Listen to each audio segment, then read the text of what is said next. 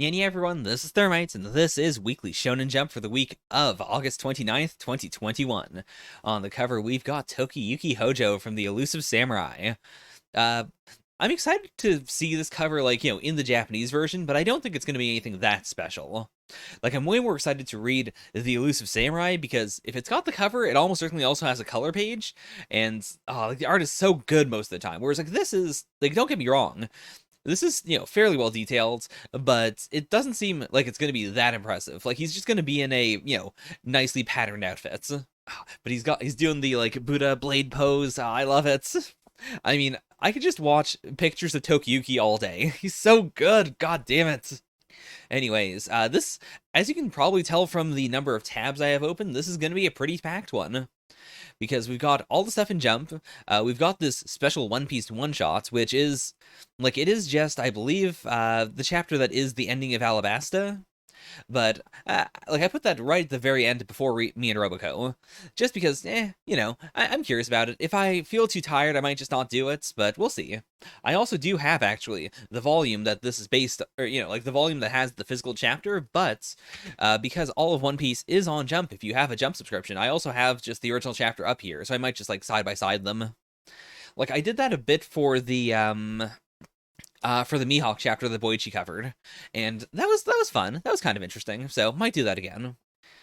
Also, right, Choujin X. Choujin X is also, there's a new chapter of that. So, this is going to be a pretty packed one, and I am excited. Let's kick things off with Black Clover, chapter 304, Reality and Magic. So, Reality and Magic. This is either going to be the, there are some things that are, hard reality that can't be changed by magic, or alternatively, magic is the power to transcend what is real. I can see that especially with, Rill's whole deal, with his picture magic, with wanting to, make fantastical things reality. Because this is the end of the fights, and, my thought process here is, I don't know. It could also just be reality magic. We could have a new devil show up that has reality magic. But I don't think so. I think we're stuck with these devils until all three of the Dark Triad are completely done. Maybe at the very, very end, another gate of the underworld will open up and then another devil will come out. But I think it'd be kind of weird to, mix things up right now when we're still doing here are the members of the Dark Triad that need to be beaten. Because, yeah, even after they're done, we still have the scientist guy who is still, artificially speeding up the process. So he could still probably keep the whole ritual going on, by himself. That is why I think the endgame will be once all three of the Dark Triad are taken care of. Though, speaking of taking care of the Dark Triad, what are we gonna do here? Okay, Lillipeshka's been saved. I mean, I'm not the biggest fan of the beating up the protagonist, because, he's such a pervert. But, Black Clover does it rarely enough. It's kind of okay. Tiny Undyne. Oh, what do? I haven't seen him in ages. I'm thrilled, but I'm too embarrassed to look him in the face.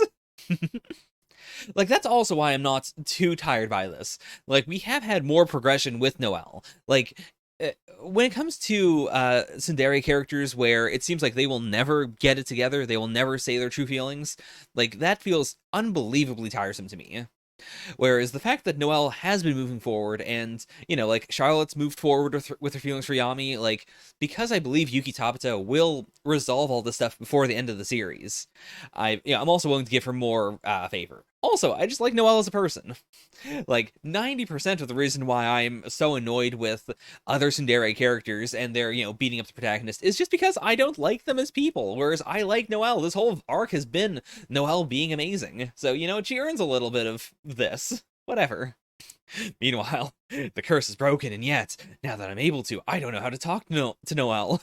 It really feels like the entire Silva family needs to go to group therapy. I said last chapter they should go do a big talk, but more so than that, they need therapy. You gotta do the big, okay guys, there was a devil, that's why I was being such an asshole. But okay, so here is, I was thinking about this earlier. The Valhalla spell, the whole point of it was, part of it was the Valkyries and whatnot, but the other part of it was, as long as the spell is active, they wouldn't die, no matter what damage they took. So the question is, who is so wrecked that they should die in this moment? And then what do we do about it? Because, like, Lolopeshka has, powerful magic, but can she heal all of them? Because, like, she's also been annihilated. She was just under the effect of a curse. Undyne's used up all of her power, so she can't supplement Charlotte's power, or, sorry, Lolopeshka's power. Whew. Okay, so Rill, Charlotte, and Gaja all down. I mean, Gaja more than anyone else. Like, these two are just, completely exhausted. Like, I get that. But Gaja had, like, a giant hole blown in him. Like, that's a real, he just doesn't have organs anymore. So I assume this is our conflict of, magic versus reality. Does anyone have magic that can fix this? Okay, so she can't just do it easily. Yeah, Demon Destroyer can't do a thing about injuries. That I wouldn't have even considered. I guess it's better for, like, younger kids who might not fully remember what all the swords do, but yeah, I would not have thought about using Demon Destroyer to try and push away people's injuries. There's nothing to be done. I mean, yeah, Noct, ever the pessimist, or ever the realist, I should say. Is there anyone else here who could help? And yeah, I mean, I wonder if this arc will change his mind. Like, this, this is very much him. Ooh. Mimosa can do it. Okay, I mean, can she? Because this is a thing where, like, Lolopeshka, without, being amped by Undyne, can't heal these. But Mimosa can? Really? I mean, she was training with the elves, to be fair, so does she have the, like, true magic that can do this? I mean, that's one fucking hell of a look, don't get me wrong. She looks really dope. Ultimate plant magic, Flower Princess Utopia. Okay. And so, yeah, she's only doing it on these three. So I'm guessing this is probably the, this is going to drain her of enough magic that she can't, like, just fix up Noelle and then have Noelle go into the fight again. Or same with, like, Asta. Like, Asta's still gotta do his normal recovery time before he can go back into half-devil mode. Or I guess just full devil mode now. And okay, so it's not a, like, yeah, it is a healing spell. Like, it isn't, like, reverting Gaja's, like, clothing or anything. I was wondering if it was, like, a Orihime from Bleach situation. So embarrassed. Oh, hey, damn! So he's just going in with it. Come on, everyone else. I mean, maybe not right now. Like, maybe not, don't, like, take the air out of their balloon, but, learn from this. Also, I love that everyone here except for Asta is stunned. Like, those are the hype eyes of Asta. Like, the mouth I wasn't totally sure, but those are definitely his hype eyes. So he is just happy for them. I love you, not as my queen, but as a woman. What I feel for you is...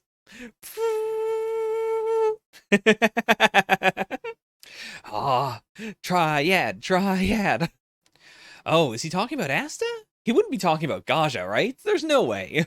Oh, we have to save Yami no matter what. Right. That is what the point of this is.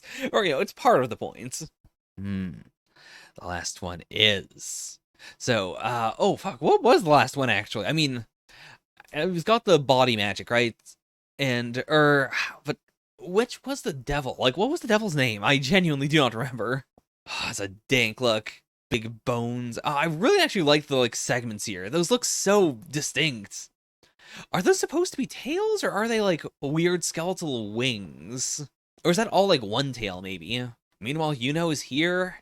I really thought, I mean, we still have more to go, so maybe this will be, exhausting all of his strength in order to take out the final member of the Dark Triad, and then, like, in whatever the actual final fight is going to be, Noelle telling him about, Saint Stage. Because, like, we've got to do that in this arc, right? There's no way we're going to save Yuno's Saint Stage for, like, in the middle of another arc or, like, a tournament or something. Like, that has to be his, pushing his limits situation. Also, he did say, buy me 3 minutes. So maybe he actually is, like, almost out of Spirit Dive. Like, maybe Yuno is going to just, like, pop out, heal up a bit, and then come back in. But there's no way. But he is saying, buy me 3 minutes. Like, even with as, broken as Langris is, can he really stand against a devil for 3 minutes? That's so long! Great, Black Clover. I'm glad we're getting some emotional honesty. I'm really genuinely hoping at the end of this arc that Noelle just confesses to Asta. Like, especially with the start of this arc being Charlotte working up the courage to confess to Yami, and Asta, pointing out that, yeah, he understands that, like, what Charlotte feels towards Yami is similar to how Noelle acts towards him. Like, the pieces are all there. They just need to come together. And this would be like the perfect arc for that. Like after Noelle has had such a big moment, now that she wants to repair her ties with her family. Like honestly, I'd be really down if we did the Silva family therapy, or like she goes back to talk to everyone and Asta accompanies her because they've already had a confession. He's like, "Well, I don't know how I feel, but you're cool and I like you, so let's go talk to your family." Like that would be so cool. That'd be such a thing that the shonen series don't do. Like I can't think of a shonen series that I can recall that have had a let's go to your family, not at the very end to ask for to be in a relationship with you for the epilogue or any of that, but like something where this is like the middle of the series, we're not done, but I am still going to be start a relationship with you, I'm going to meet your family with that context in mind. Like that'd be really cool. I mean, the ultimate danger, of course, is that Asta is still in love with Sister Lily. Like, I could see him being open. And actually, at this point, to be fair, like, he is becoming more emotionally honest. I think he needs to meet Sister Lily for one last time and to, like, fully accept, okay, you know what? Maybe you don't like me. Or you like me as a friend, but you're not really in love with me. I can't force it. Other people in my life have had healthy relationships. I'm going to give this one up. It feels so weird having that conversation about Black Clover, because really, when they started the series, I did not think we were going to go anywhere with any of the emotional stuff. I mean, also, I thought we were going to do like an Asta harem, which has really only been a thing in like art of the series. Like in like color pages and stuff, we sometimes do the here's Asta and here's a bunch of girls, but he really is not the harem type in the slightest. I really like Black Clover, so let's put that over here. I don't think it's going to do super duper well, but I'm happy about it. I'm really happy about this chapter. Because also, just the sentiment of the power of magic is to defy reality is really cool. Like, it is the ultimate shonen spirit. It is the, like, yeah, we'll have a happy ending. Even if it doesn't make any damn sense, we're still gonna pull it through. And even if it's a little bullshit, whatever, as a fan, I'm happy about it. Because everything else has stakes. That's not erasing the stakes. It is they all, like, what they were trying to do mattered. And, yeah. Like, there was no, like, guarantee that they were going to survive. Everything they did is still very impactful. And so the fact that they survived just makes me happy. I can just breathe easy. All right, with that, let's move on to The Elusive Samurai, Chapter 29. I see a future in which you live, but it's not guaranteed. If you neglect the struggle for survival, you will die.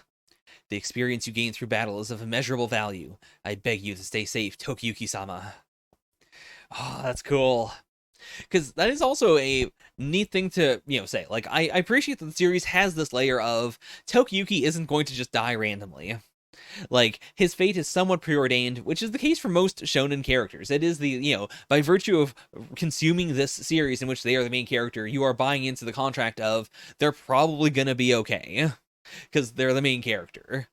But to have, this slight reminder of, it isn't guaranteed, though. Like, it's not like Tokiyuki can just be a complete doofus. Like, he still has to fight. Like, again, it is the, having this vision of the future in which he carries out his destiny does not take away from, any danger he may be putting himself in. It's still real danger. It is just a random arrow is probably not going to kill him. But if he chooses to put himself in danger, that is still very much danger. Oh, that's so pretty! Elusive Samurai, Chapter 29, General 1334. I mean, I'm very much partial, of course, to the Canadian maple, but Japanese maples are pretty as hell.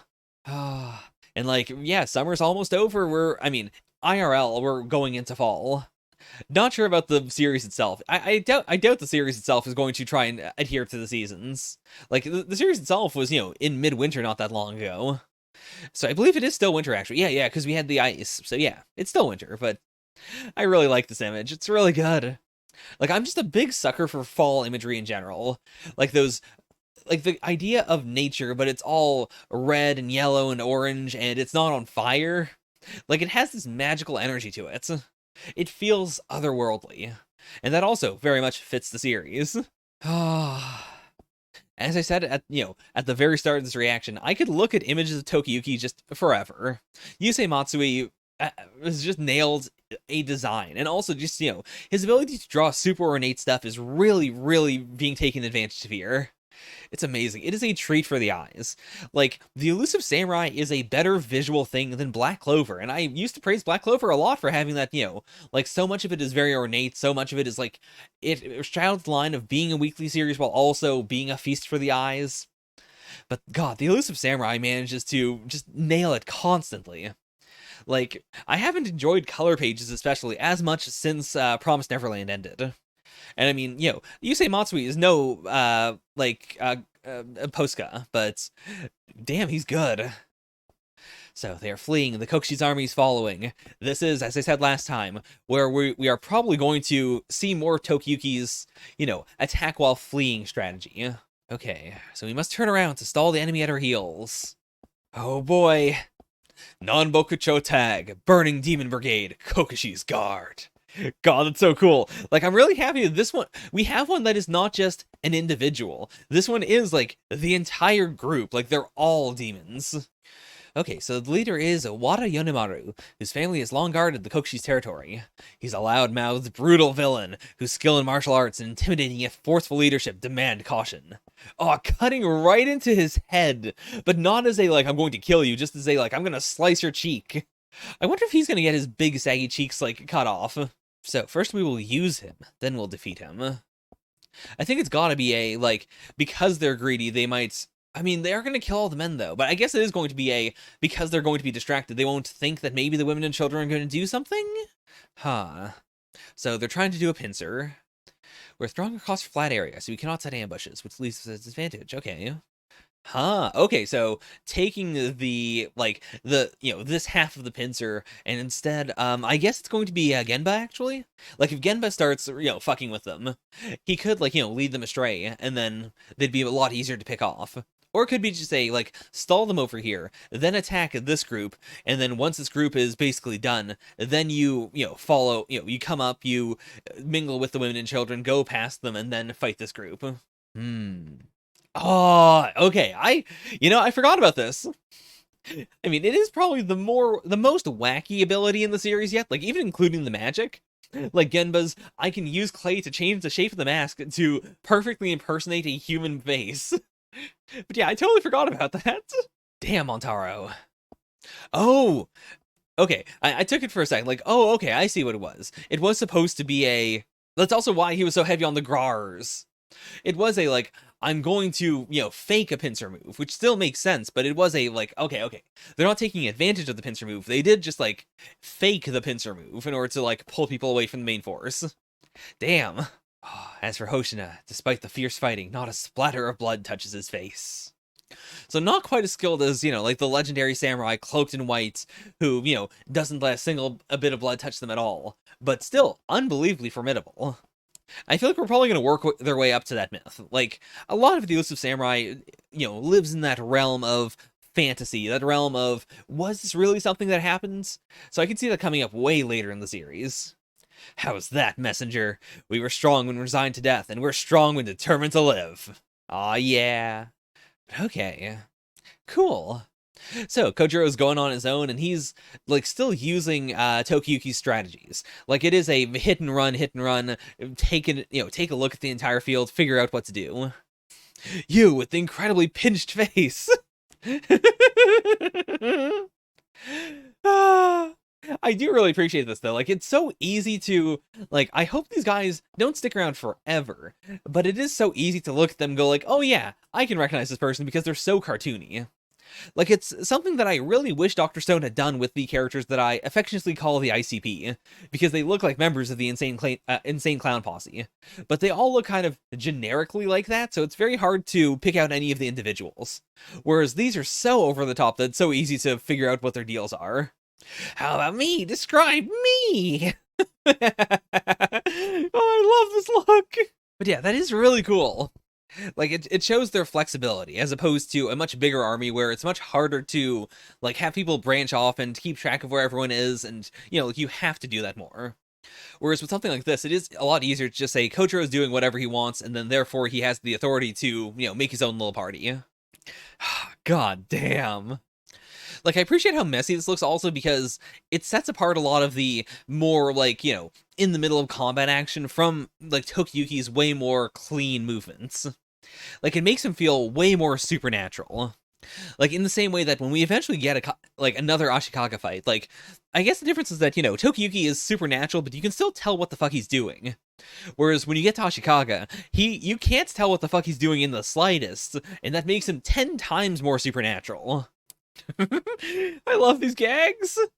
Oh, and damn, actually, that's a cool way of, like, having this come to a head. Like, it's not, like, we're not just doing the gag of these people, like, the thing, the nicknames don't really make sense. It is specifically, Kojiro doesn't know their names, and he also doesn't know them as people. Therefore, like, it is his fault that he doesn't know them in advance. Like, it's not his fault necessarily, but it is something he can work on. This can't be Fubuki, right? This has to be a fake Fubuki, right? Okay, no. Just hungry Fubuki. Anyone can learn and devise strategy. What's indispensable is a general who moves around the battlefield, risking himself for the sake of others. Which means you are our esteemed adjutant general. Yeah, I love it. I love seeing Kojiro come into his own. Okay, so it's general versus general. Oh, consider me excited. Because, yeah, this is also a thing where, like, I don't know if he's going to continue on. I hope he does. I like him. But Kojiro is not necessarily someone who will survive the whole series. He could die. And that does create this extra layer of, even if Tokiyuki Hojo survives until he is 10 and he fights Ashikaga, like, even then, we don't know how many of the elusive warriors are going to be there with him, if any. Oh, consider me hyped for this fight. Because, yeah, like, of the 3 original, like, people by Tokiyuki's side, like, she's she's mysterious, and kind of got some focus with her with I forgot her name, but the strong girl. Like, she's always had more personality than the other 2. That's always been the like, she's a bit of a doofus, but she's really damn skilled. Kojiro was the one with the least amount of interesting stuff to him. He was just kind of like a bit of a straight man, sort of. But this is really making me like him. And whether that is a quick bit of characterization before he dies, or whether it is a, like, we're setting him up to be a general for the foreseeable future. Like, either way, I'm really, really into him. That was the Elusive Samurai. Yeah, below Black Clover this week, though. Like, I really, really emotionally liked this week's Black Clover. So, right there. Next, we've got Sakamoto Days, Chapter 36. Oh, Lou. Oh, is he going to just take the Joker? Like, he does really like her. This just might be a situation where he's like, well, I can't not do this. Like, I have to save her by taking the Joker out of her hands. So the only way I can win is if I make Sakamoto or someone else take the Joker so that they lose. But if Lou ever gets it, then I've got to take it from her. That would be a really cool dynamic. Aw, yeah. It's such a good gag. You can read minds, can't you? So, okay. Humans have 3 levels of consciousness. So, the conscious, the semi-conscious, the subconscious. So, is it like, we haven't really had him fight someone who can, like, try to intentionally turn off their thoughts. Or, like, focus on something else. Oh. It short-circuited his brain! Jesus Christ. I'm afraid my internal monologue is far too sophisticated for the likes of you. Okay, so yeah, that isn't even I can't do it. It is just a straight out, he is unconscious. His brain was fried. He's out. But I mean, that's still fine. Like, if it comes down to just Lou versus Wu-Tang, then Wu-Tang can't win. Like, he will not force Lou to still have the Joker. Did he just draw a card and put it back? But okay, so Sakamoto, like, he's not fast enough to necessarily stop Sakamoto, but he's fast enough to tell what he's doing, so Sakamoto can't win that easily. So yeah, I think we're going to go for the answer of Sakamoto can't really do anything, and Lou is the one who wins because Wu-Tang can't bring himself to make her lose. Oh damn, never mind, so she is gone. Shit. That's such a unique way to use strength in this situation. I'm holding them a bit too tightly. He just swapped them. But that still means he needs to draw it, right? Or no. Yeah. Like, yeah, Sakamoto still needs to draw the correct card from Wu-Tang. Ah, they're going rogue. I mean, fair. Like, Wu-Tang may be the one in charge, but he is still, like, an outsider to the family. Like, it still may be a situation where Lu's dad said, hey, if you need to, just betray him. Like, I would much rather have my daughter than have Wu-Tang. We are triad. When we want something, we take it by force. You and your complicated schemes, your way sucks. No. Oh, she's gonna stand up for him, though, right? Right? Oh, damn, no. Sakamoto's going for it. It's all taken care of. If they shoot, they'll blow off their own arms. No, that's definitely a bluff, right? It's gotta be. What the hell is this move? God damn, Sakamoto. How does this, I mean, I guess there's just a lot of spin on it, because this one specifically hits this guy, goes over, I think stops in midair, spins around and hits this guy. Or, what the hell?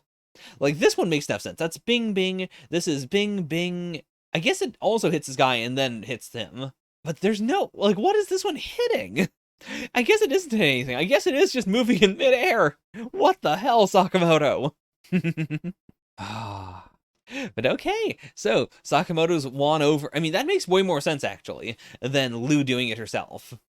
Like, if Lu did it, that would just be yeah, I respect you, but you still need to come with me, or I still need to be your protector. Whereas this shows that, yeah, Sakamoto has the skill necessary to protect Lu. Like, she is in good hands. Pretty badass chapter. Honestly, a lot better than last chapter. Like, last chapter, I think, was just sort of shitty gambling manga. Like, it was alright, but it wasn't even that fun as a gambling manga thing. Whereas, this was way more in the vibe of Sakamoto Days. It was way more physical. It was way more like, yeah, it was good.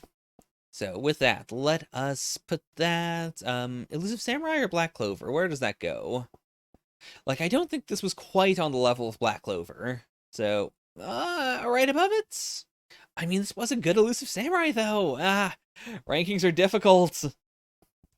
But I'll leave it there for now. We'll see.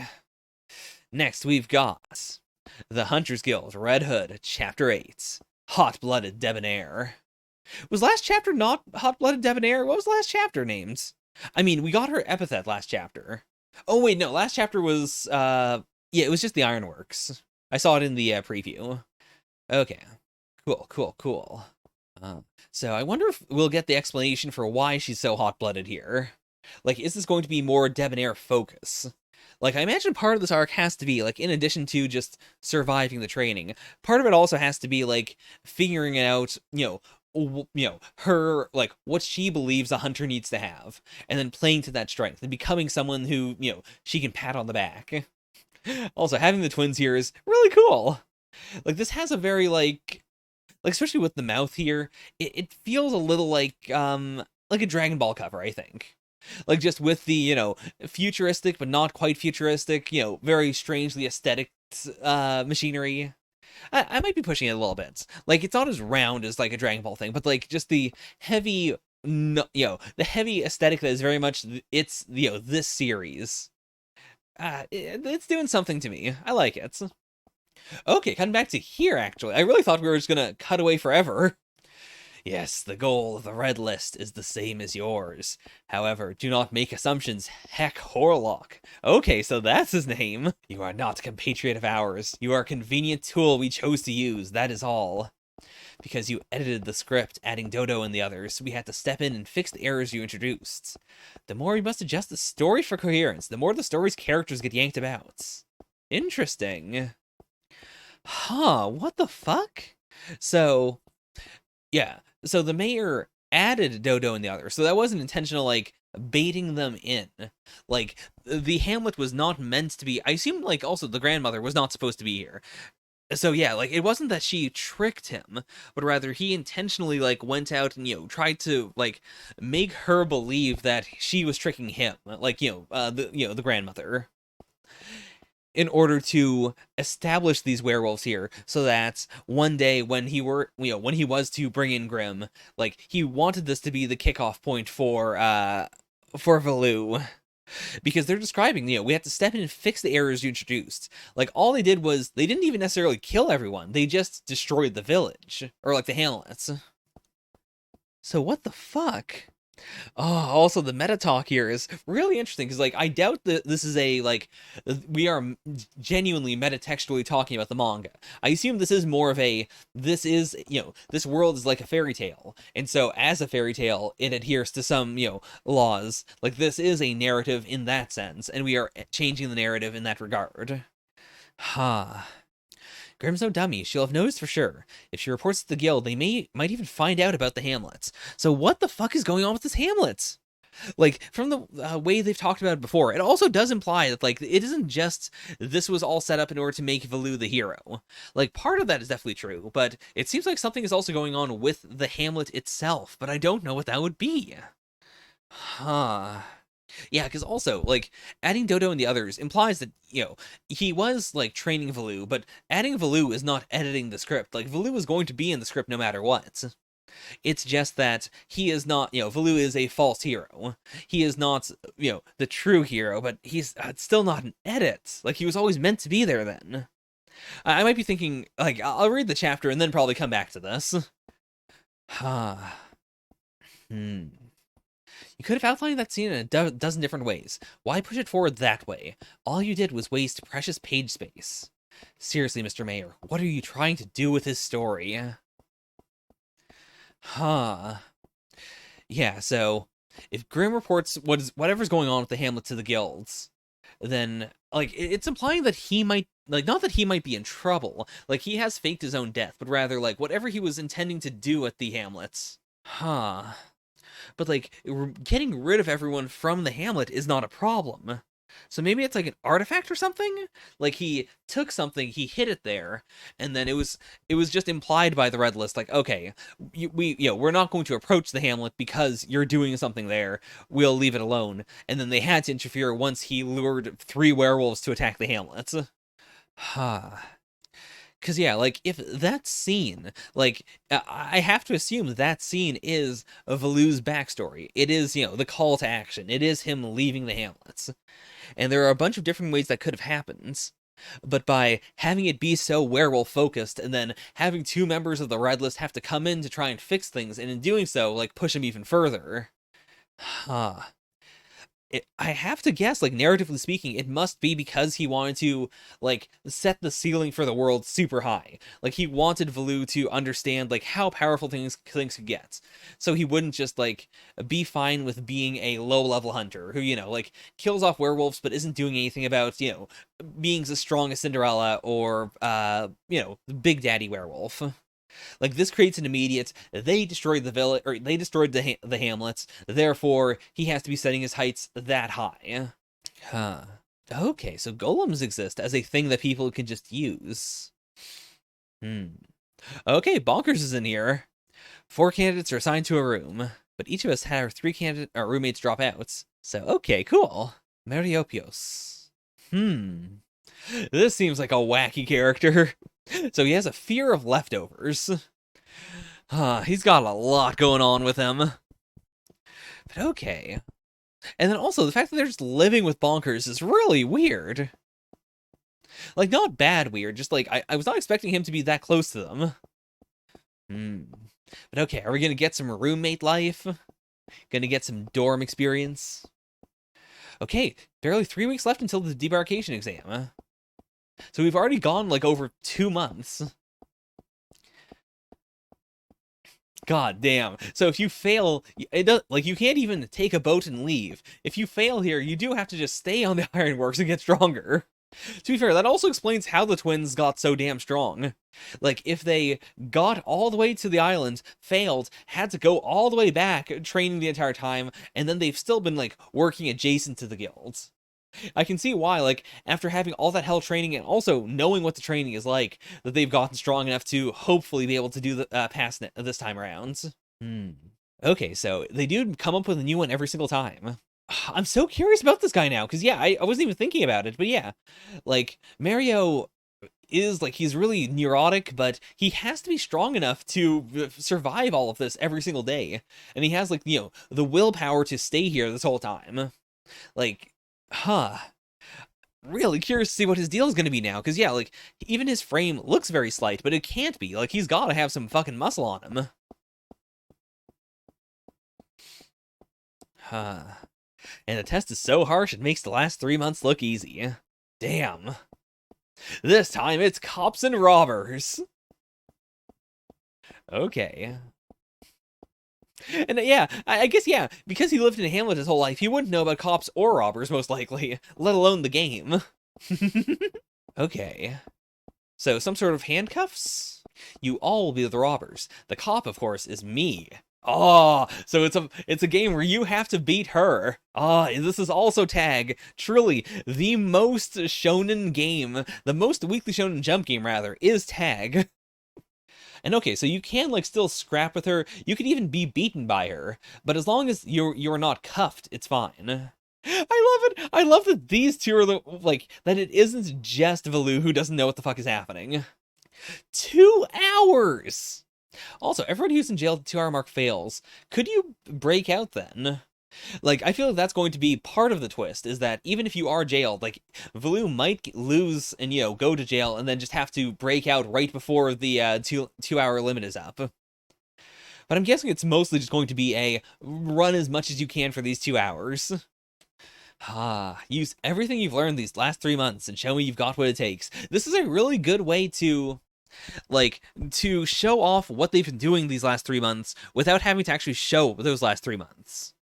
Like, that makes a lot of sense for this era of Weekly Shonen Jump. Like, this era where if you know, if you're doing a long arc that is, you know, cool but a little bit dull, you might just, you know, slip down the rankings and then just completely fail out.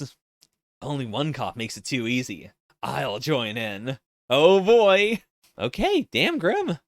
We haven't fought together since what? Incident 38? Oh boy. But the fact that she's here means, like, she might have a little bias. But I guess the question is she going to have bias to, like, for or against Valu? This could either be a, you know, she's intentionally letting Valu, you know, skate by because she wants to see what he can do.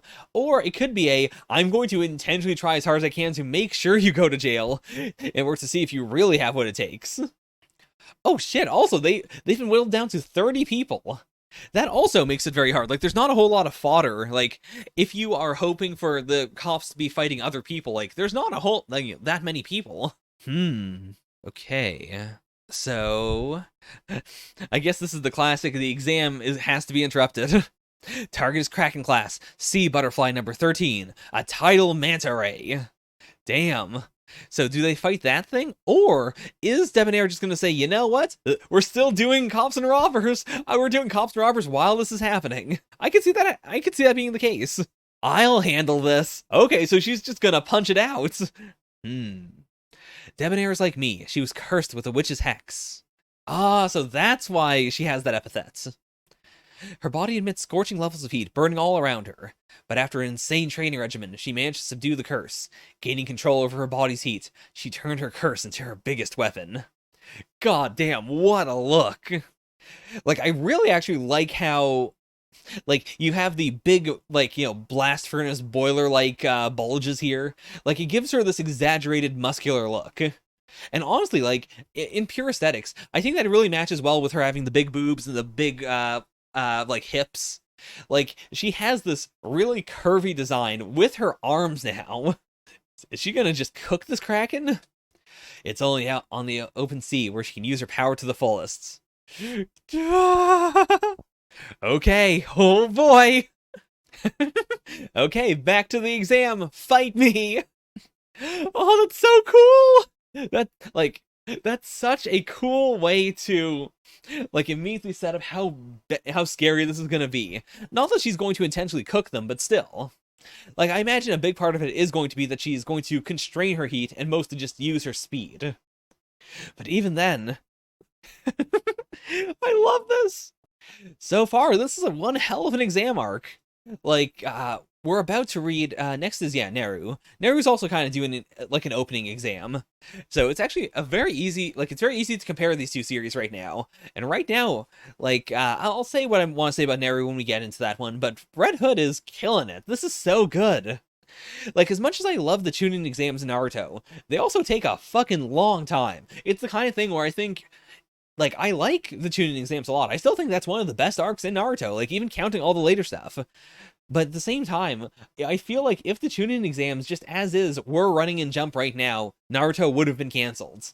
Like, it's just so much more cutthroat. The editors are so much less forgiving towards, long-running arcs that are good, but just, might not be super high octane, unless you are, like, already very well established as a series.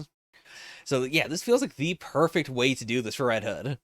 Plus, having the mystery of what the fuck is happening with the, red list and with the mayor's whole scheme, like, that's a good way to maintain the intrigue and make you go like, okay, the series is not as generic as I thought it was. Like, now you simultaneously have to think about all the early stuff and this that and what is currently going on at the same time.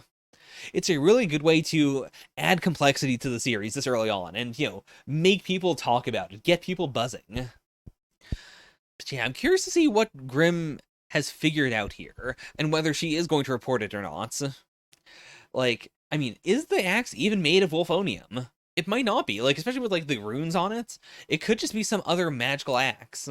But, that will really tell me whether she is fallible or not as a viewer.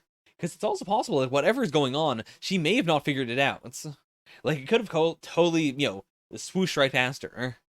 And then we could do that. We could have that be a later on. She realizes, oh shit, that's what was happening. Yeah, what does the red list want? Like, because it is the same thing that he wants, and he did presumably go against the guild in order to do this. It's part of why the hamlets, came to be. But what he's doing is presumably more reckless than what the Red List would want. Like, just because of what they are, and because we set up the Hunters Guild wants to exterminate all supernatural beings. I have to imagine he doesn't want that to happen. I imagine he does want them to survive, or he wants to preserve some of them. Which is also what the Red List would want. But he's just doing something way more dangerous.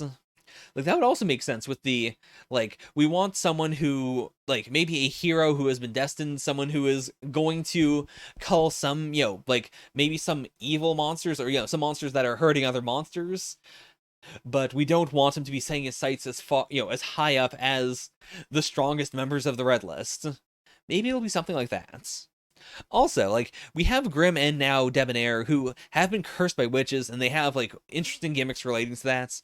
We could, like, be setting up that eventually Valu will also be cursed, and that'll also be a, he has to have, like, like, shonen series love that. They love the superpowered evil side. They love you've got the dark power that needs to be, tapped into, but it's dangerous, so you can't tap into it too much.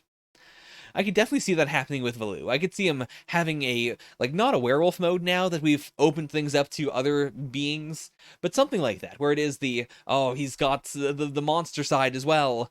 But yeah, it's very intriguing.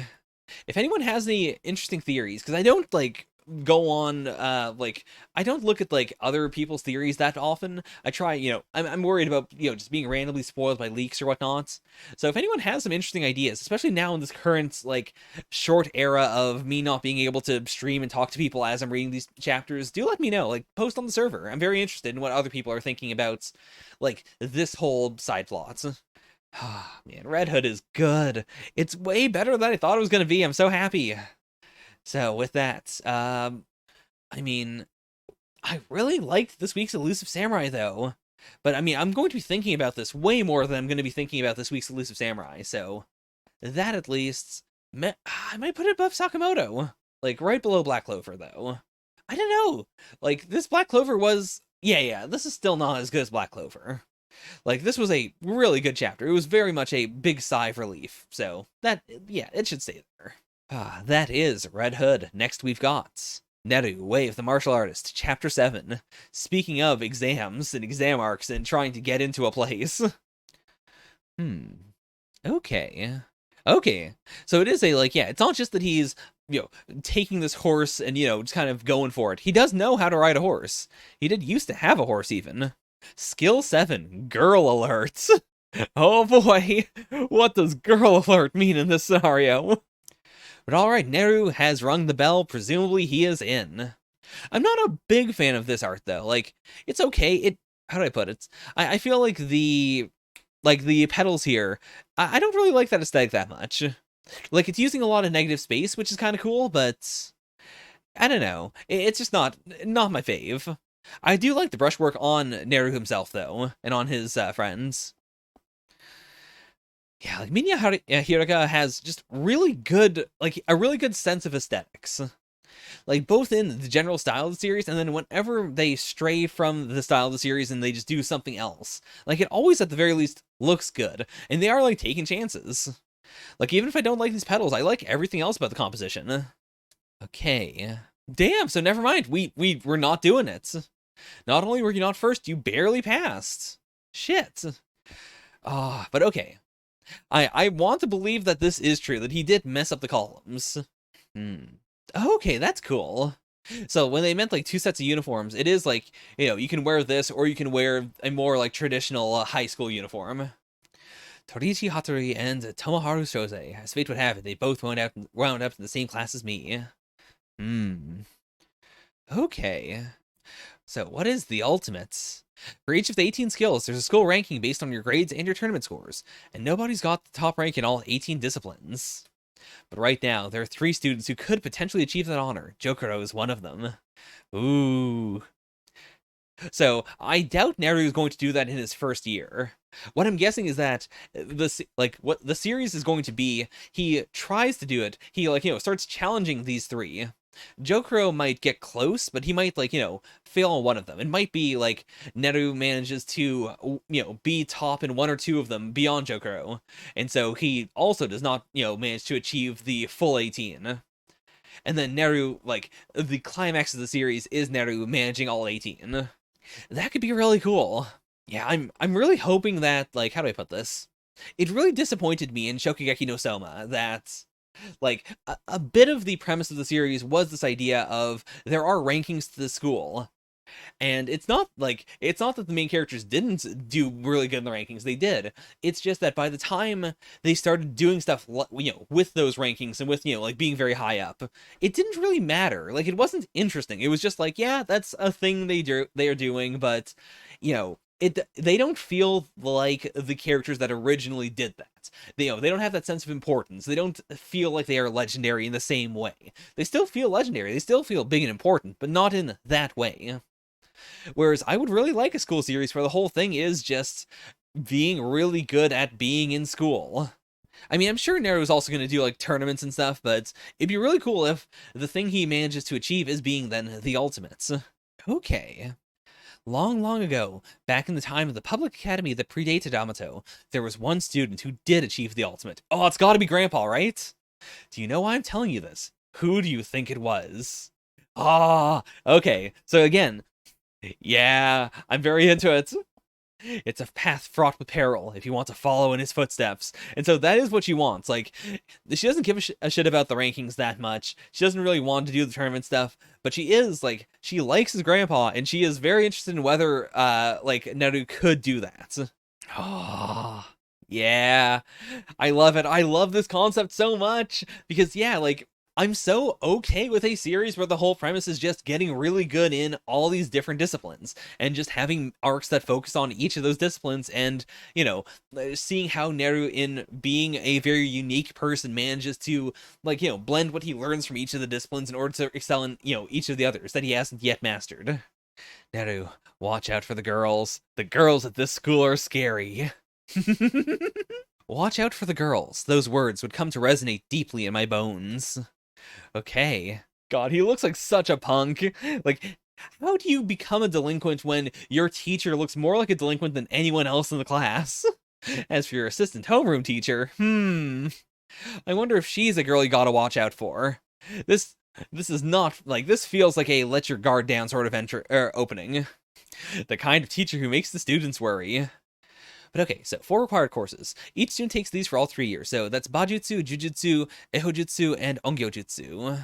Then your focus. Okay. Huh.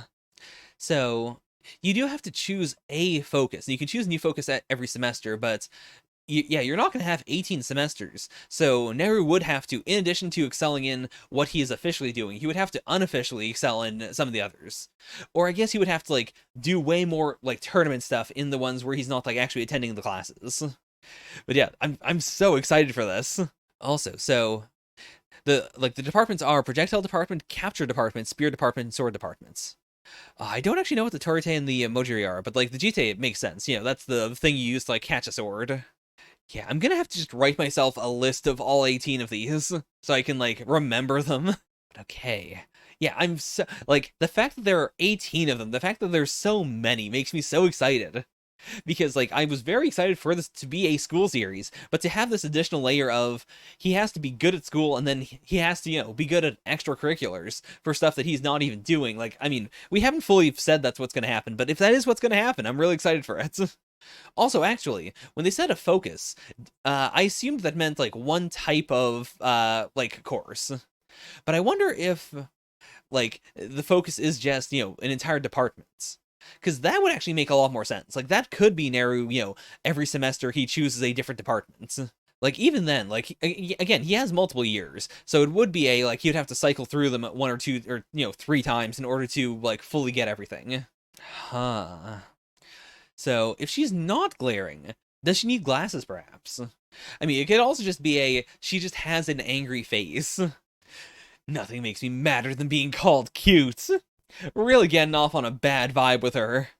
I was taught to call it like I see it, so if you're cute, you're cute.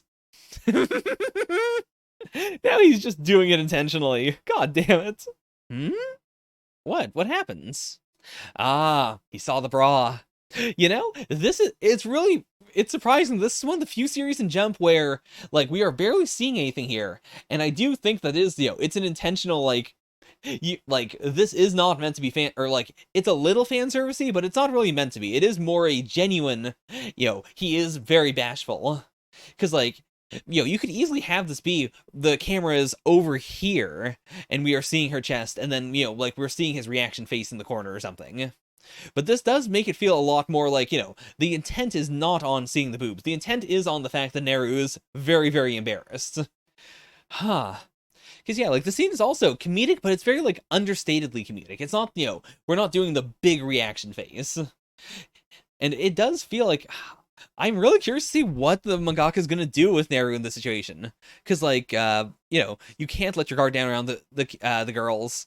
And this is girl alerts. So I wonder if part of it is going to be him, like, having to accept that, you know, this place is co-ed. And if a girl, you know, if he sees boobs, he has to just, you know, live with it. Like, not in a, you know, fight through it, but in a, like, you know, I was taught, you know, these very strict morals by my grandpa, but that means that I have to, you know, loosen up a little bit. Not enough that I start disrespecting women, but enough that I can still fight them accurately, and I'm, you know, not gonna get flustered in the middle of a fight. It's so weird that, like, I've seen this basic scenario so often in shonen manga, but the way this is presented just feels so different to me. Also, the fact that this is where we end the chapter. Like, in any other series, if we were doing this, we would then have a few more pages of her, like, talking about it, or him being more bashful, or him being less bashful. But ending it right here is, like, it feels way more serious than I expected it to be. In, like, a good way. Also, just very, very surprised that Neru did, in fact, barely manage to come in. Like, I think that's fine in that, again, like, I believe that he knows everything, you know, that he should be doing. That he did just fill in the test wrong. And that will give him, like, a, you know, the entire school isn't buzzing about him. Whereas, like, with, you know, around midterms, they're probably going to start buzzing once he has time to, you know, properly fill in all the columns. And he is, like, you know, just killing it in the academic side, and also in the tournaments, and also in the physical stuff. Yeah, I could see the midterms being a big, like, that is where Jokro is like, oh shit, Neru really is a threat. If he manages to, you know, master a couple of these by the time finals come around, then I might not be the ultimate in my second year. Like, I think the entire first year might be, rather than having it be Neru is going to be the ultimate, the first year might just be learning about, you know, everyone at school, Neru, like, learning about all these different disciplines, because also, he doesn't even know, like, the basics for some of them. I think the entire first year might just be setting him up as a threat. Because also, like, yeah, this is Jokro's second year. Third year is presumably when they graduate. So that would be the perfect time to then have it set in as like Jokro desperately wants to be the ultimate before he graduates, but now there's been a full year of Neru getting really good, and now he is actually capable of being, the best in certain disciplines, or in his best disciplines. And then it is the big like, fuck, I've got to do better than Neru if I want to, be the top of all 18. Or like maybe I will like do a rematch, and then the stakes will be if I win this rematch, you have to calm down on Bato Jutsu or something like that, and so that I can take that. But even then, I don't know. That's not really within the realm of being a martial artist. Like, bowing out kind of is, but I feel like, no, Joker would definitely be like, no, do the best you can, I will just beat you. Like, there's no point in being the ultimate if other people had to, not do as well as they could have. Then you're not really the ultimate. So never mind, I take that part back. But yeah, I do still fundamentally think this entire year is going to be mostly Neru learning the basics about all 18 different disciplines, because that is, a thing the first years can do. But it's going to be a lot of intro, and it's going to be a lot of, like, here are the things that Neru is good at, and here are the things that he's really, really bad at. In fact, we might have someone who is very close to being the ultimates in this year. And then the year after that will be the big, like, now things are going to really, really heat up. Like, now is where people are going to start playing dirty, and they're going to be really emotionally invested, and, friendships are going to be on the line. I'm excited just thinking about it. God, Neruma is so good. I love the series. Like, I'm so excited. This already gives me the, like... It's been a while since I've not just been not worried about a series being U19'd, but I've explicitly been like, okay, I can see how this series is going to, like, how it's going to go for the next 200 chapters. Like, I feel like the first year is going to be mostly the first 100 chapters, and, we'll do a lot of, like, tournament stuff and a lot of, like, Neru gaining other rivals and whatnot. But yeah, I can already see the next 100 chapters. That is how certain I am that this series is going to go on forever. Whereas, like, Red Hood, I really like Red Hood, but I could still see that being canceled within 19 chapters. I could still see that being a relatively short series, or having to wrap up before it wants to wrap up. Whereas with Nerima, I can't see the series needing to wrap up. I can't see the series not lasting 200 chapters. Like, it's that same feeling I had when I read Chainsaw Man. This series is nothing like Chainsaw Man, but they both have that feeling of, this will last. This is going to just be a success. Nothing can stand in its way. Okay, so that is Neru. Holy shit, I mean, right to the top. No arguments. No arguments. I'm going to be thinking about this chapter for weeks. Plus, like, I mean, just the art is good, the writing is good. I can't predict what's happening. I'm really excited also for just, like, the male-female dynamics in the series. In a way I am usually very concerned about in shonen series. I'm usually not expecting that to be good, even in the year of our Lord 2021, or the year of, what is the current Reiwa era? I guess this is just Reiwa 2, right? In the Reiwa 2, in the year of our Lord Reiwa 2. So many manga still have such shitty dynamics between male and female characters, and I'm really excited to see how this pans out. I really am. God damn it, I love Neru. Okay, so that's Neru. Let's move on to, yeah, that's right, it's Choujin X time. Shit. Full beastification. Choujin X. Chapter 7, Broiler. So, Ellie's on the ground, Tokyo's going full beastification. He is presumably going to be a big old crow, so I don't know where Broiler's going to come in necessarily. Like, this is a snake versus a crow. Or, sorry, snake versus a vulture. What the fuck is this image? I'm sorry, what? I guess this has to be like his psyche being shattered. Azuma, I can become like you? I want to become like you. Okay. Oh, is he gonna look... Yeah, he's definitely gonna look more like the image in chapter 1. Like, the big... It's something like an Affliction, where it was like, him and then the big vulture beasts. Like, yeah, that has to be his form. I forgot about that. Okay, the wait's over. One non-stop trip to hell coming right up. Oh boy. Oh boy. Vulture Choujin, Tokyo Kurahara. Huh, he actually isn't as beastified as that image I'm thinking of. What the hell? Oh, this image looks so good. Like, just him on top of the... God damn. I mean, that said, he is a vulture, like, he's a bird. His bones are probably hollow. I could see him having all his bones break right now. Oh boy, here we go. Yeah, he definitely has hollow bones. I mean, that's more than hollow bones, actually. Oh shit, like, all of his skin ripped open, like, to the bone. So Ellie might still have to be the one who comes in clutch. But okay, so he doesn't have physical power, but at the very least, like, his body feels light, he's full of energy, he can escape. I mean, I doubt he's really gonna escape. Oh, broiler might refer to, like, I don't know, like a power plant or something. This might have to be a lure her somewhere and then, like, you know, have her smash into something and get killed. It's an interesting dynamic for a main character. Okay, so he's floaty. If you're not gonna escape on your own, then fight alongside me. I mean, yeah, he'd definitely be a distraction. Oh. So, I guess maybe, like, shove Ellie inside and make her smoke, you know, fill her body with smoke? Oh, how about we broil her from the inside out? Also, this, like, vulture skull, it looks so much like, the third angel from Evangelion. And I mean, like, to be fair, that head shape's shown up a couple times with, like, other angels, but still. Like, oh, I love it. It's so distinctive. I don't know what I was being tested for, but how about you give me my score? Maybe cut off some of those snakes, actually. Like, those are parts of her body. Like, if you slice those off, does she then lose her limbs? Like, when she changes back? Didn't do shit. But shit. God, the way Suishida can, like, just transition from very detailed, very, like, serious feeling art to very goofy art that still, like, keeps the stakes up. Like, this feels so much scarier because it's so chibi. It's the big, like, oh boy, we done fucked up here. What the fuck? I'm sorry, what? Is this a Choujin thing? Is this just a new-ass power system? What the fuck is happening here? What the fuck? But yeah, like, the Choujin are so bestial, whereas this feels like it's way more structured. It feels way more like some sort of power system. Okay.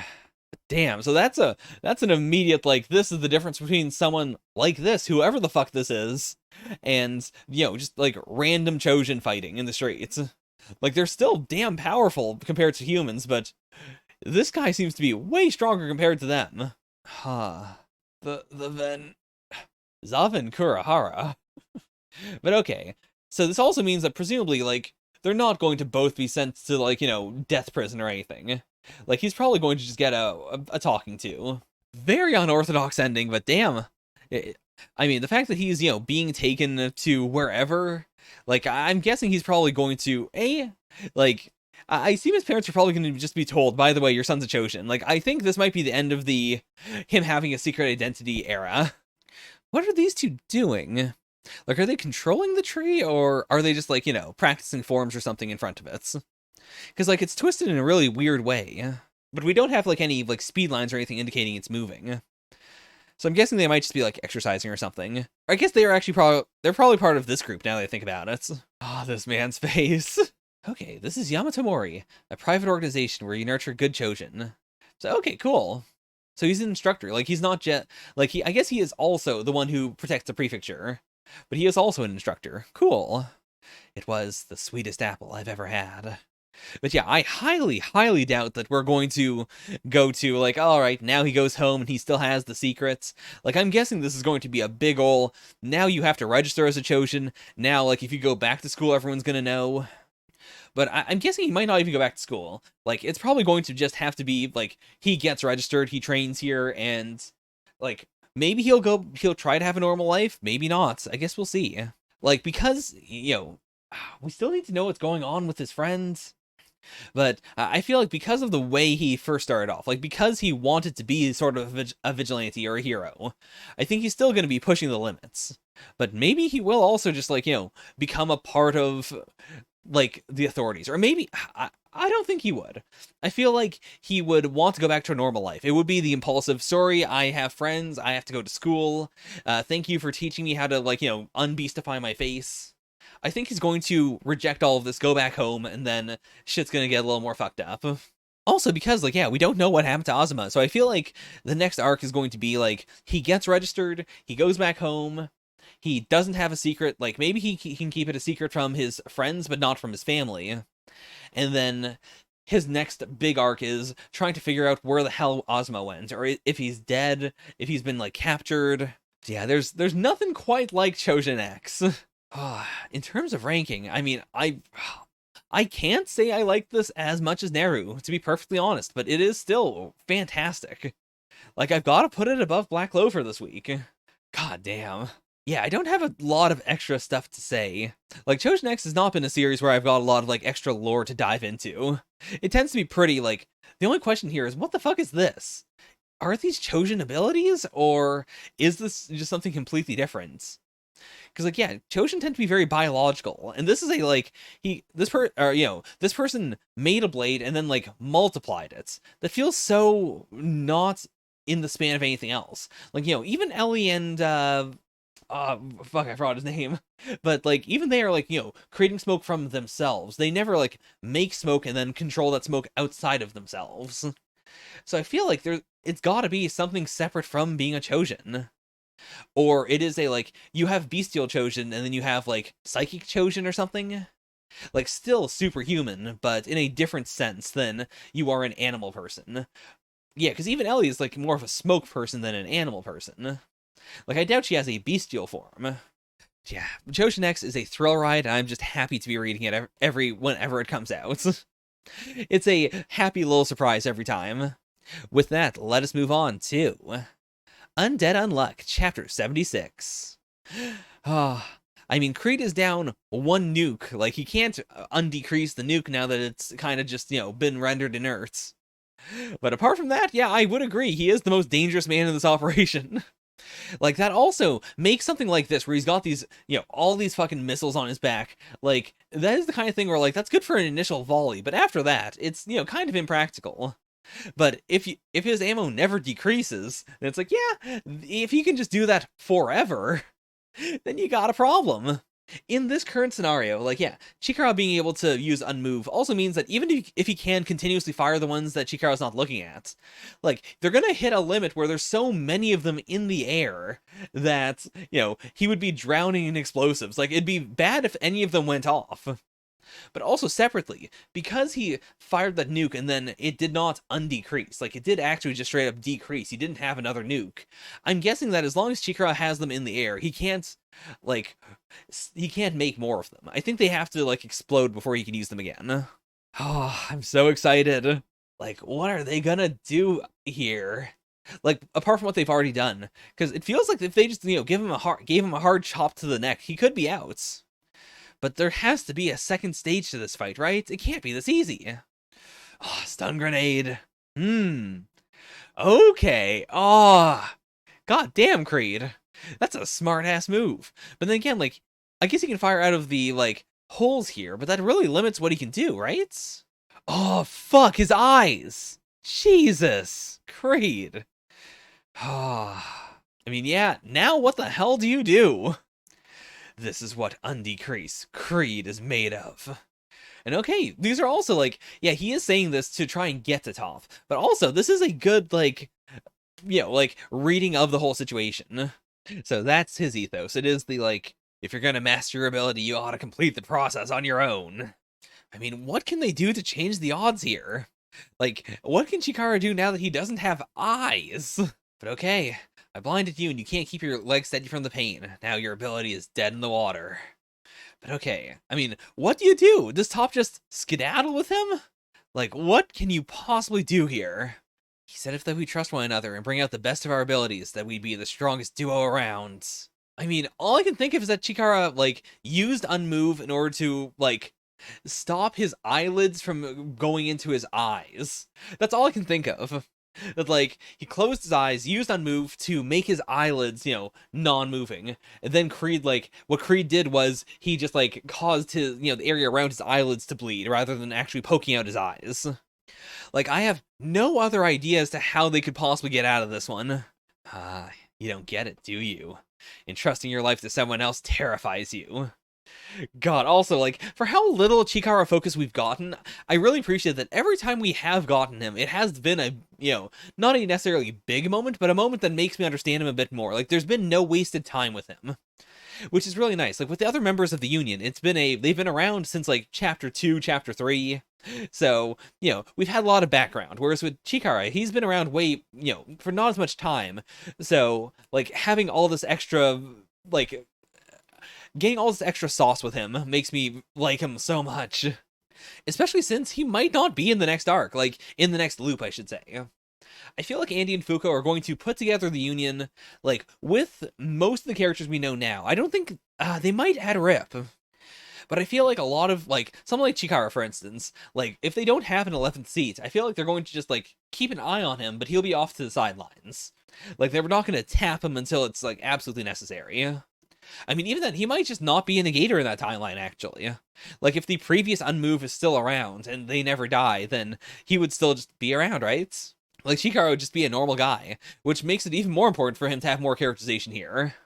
Top took off running because he believed in me. You don't have any idea of that, and you're looking down on him. That is why you're going to lose. Creed. Don't move. Not till the friend I have faith in reaches the speed of light. What the fuck? Okay. Is Top gonna enter the Speed Force? But yeah, so my guess for his eyes is Chikara closed his eyes, used Unmove to make his eyelids not move, and so, like, just his whole face there took damage, but his eyes are fine. Or, like, they're a little bloodshot, but more or less okay. As for Top reaching the speed of light, I mean, theoretically, if something reaches the speed of light, it has infinite mass. So, I think he is just going to run around the Earth and do an infinite mass punch to defeat Creed. Fuck, what an ending to the chapter. Like, I also love the composition of the chapter and how, like, it builds up Creed so much. It is the, like, you thought he was just, a big lunkhead with a gun, and then later you're like, okay, so I guess he can also shoot a nuke, but it's still, like, it's not that, there's not that much finesse to him. So this was a good, like, this was a perfect building up Creed, showing that he is a serious, dangerous threat, and then showing also, here's his pitfall, and we have the tiniest, slimmest chance to succeed. But because they believe in each other, like, Chikara and Top are going to take that slim chance and make it work.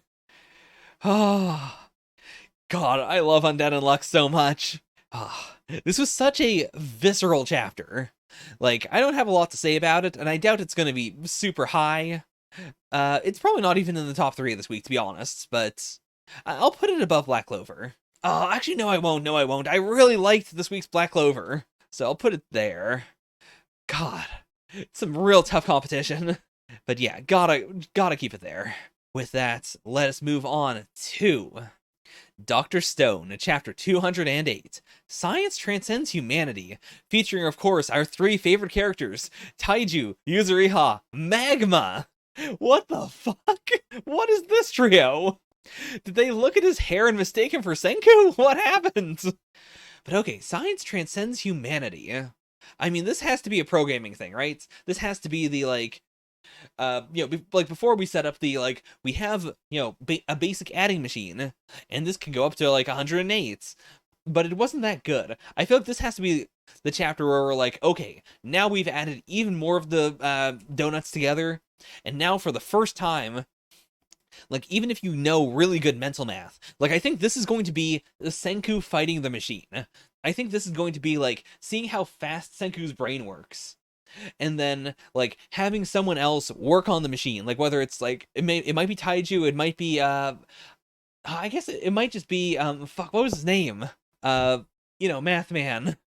But it might be one of them, and it might be the, like, okay, now for the first time, like, Senku has been beaten by this machine. Like, we have this is the power of a computer. Science can transcend humanity.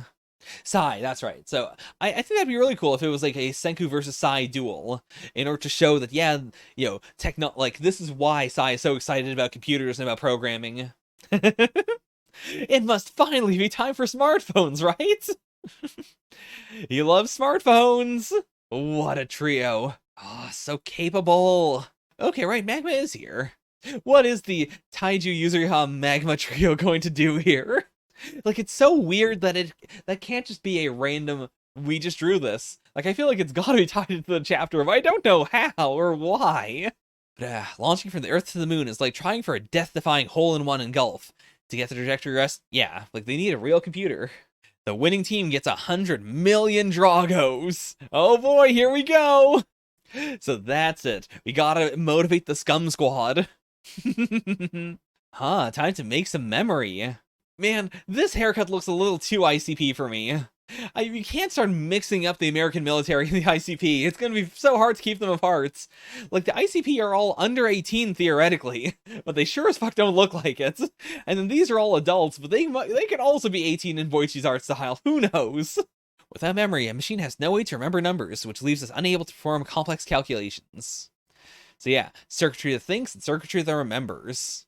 You got your RAM and you got your, like, you know, your hard drive or your SSD or whatever.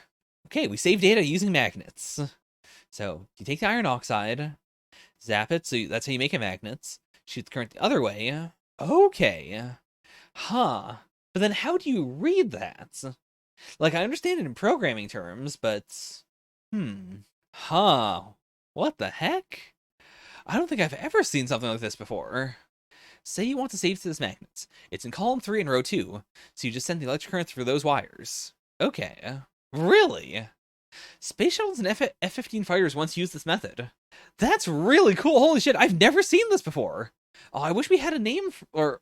Like, I'm sure I could, like, just look it up, but... Huh. That's really cool. Like, it's so analog.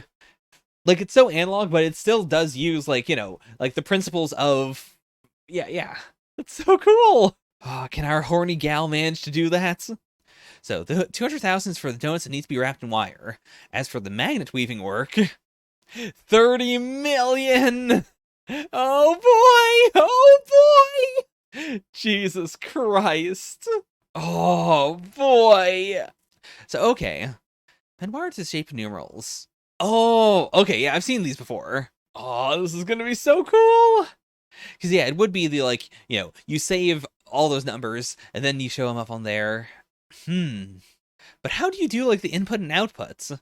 Like, you can't just be individually zapping them. Like, you have to have, like, a keyboard or something for that, right? Like, how do you wire that? This Indian Ocean crossing is perfect for the new World Math Olympics. So, Chrome, Senku, Sai, and...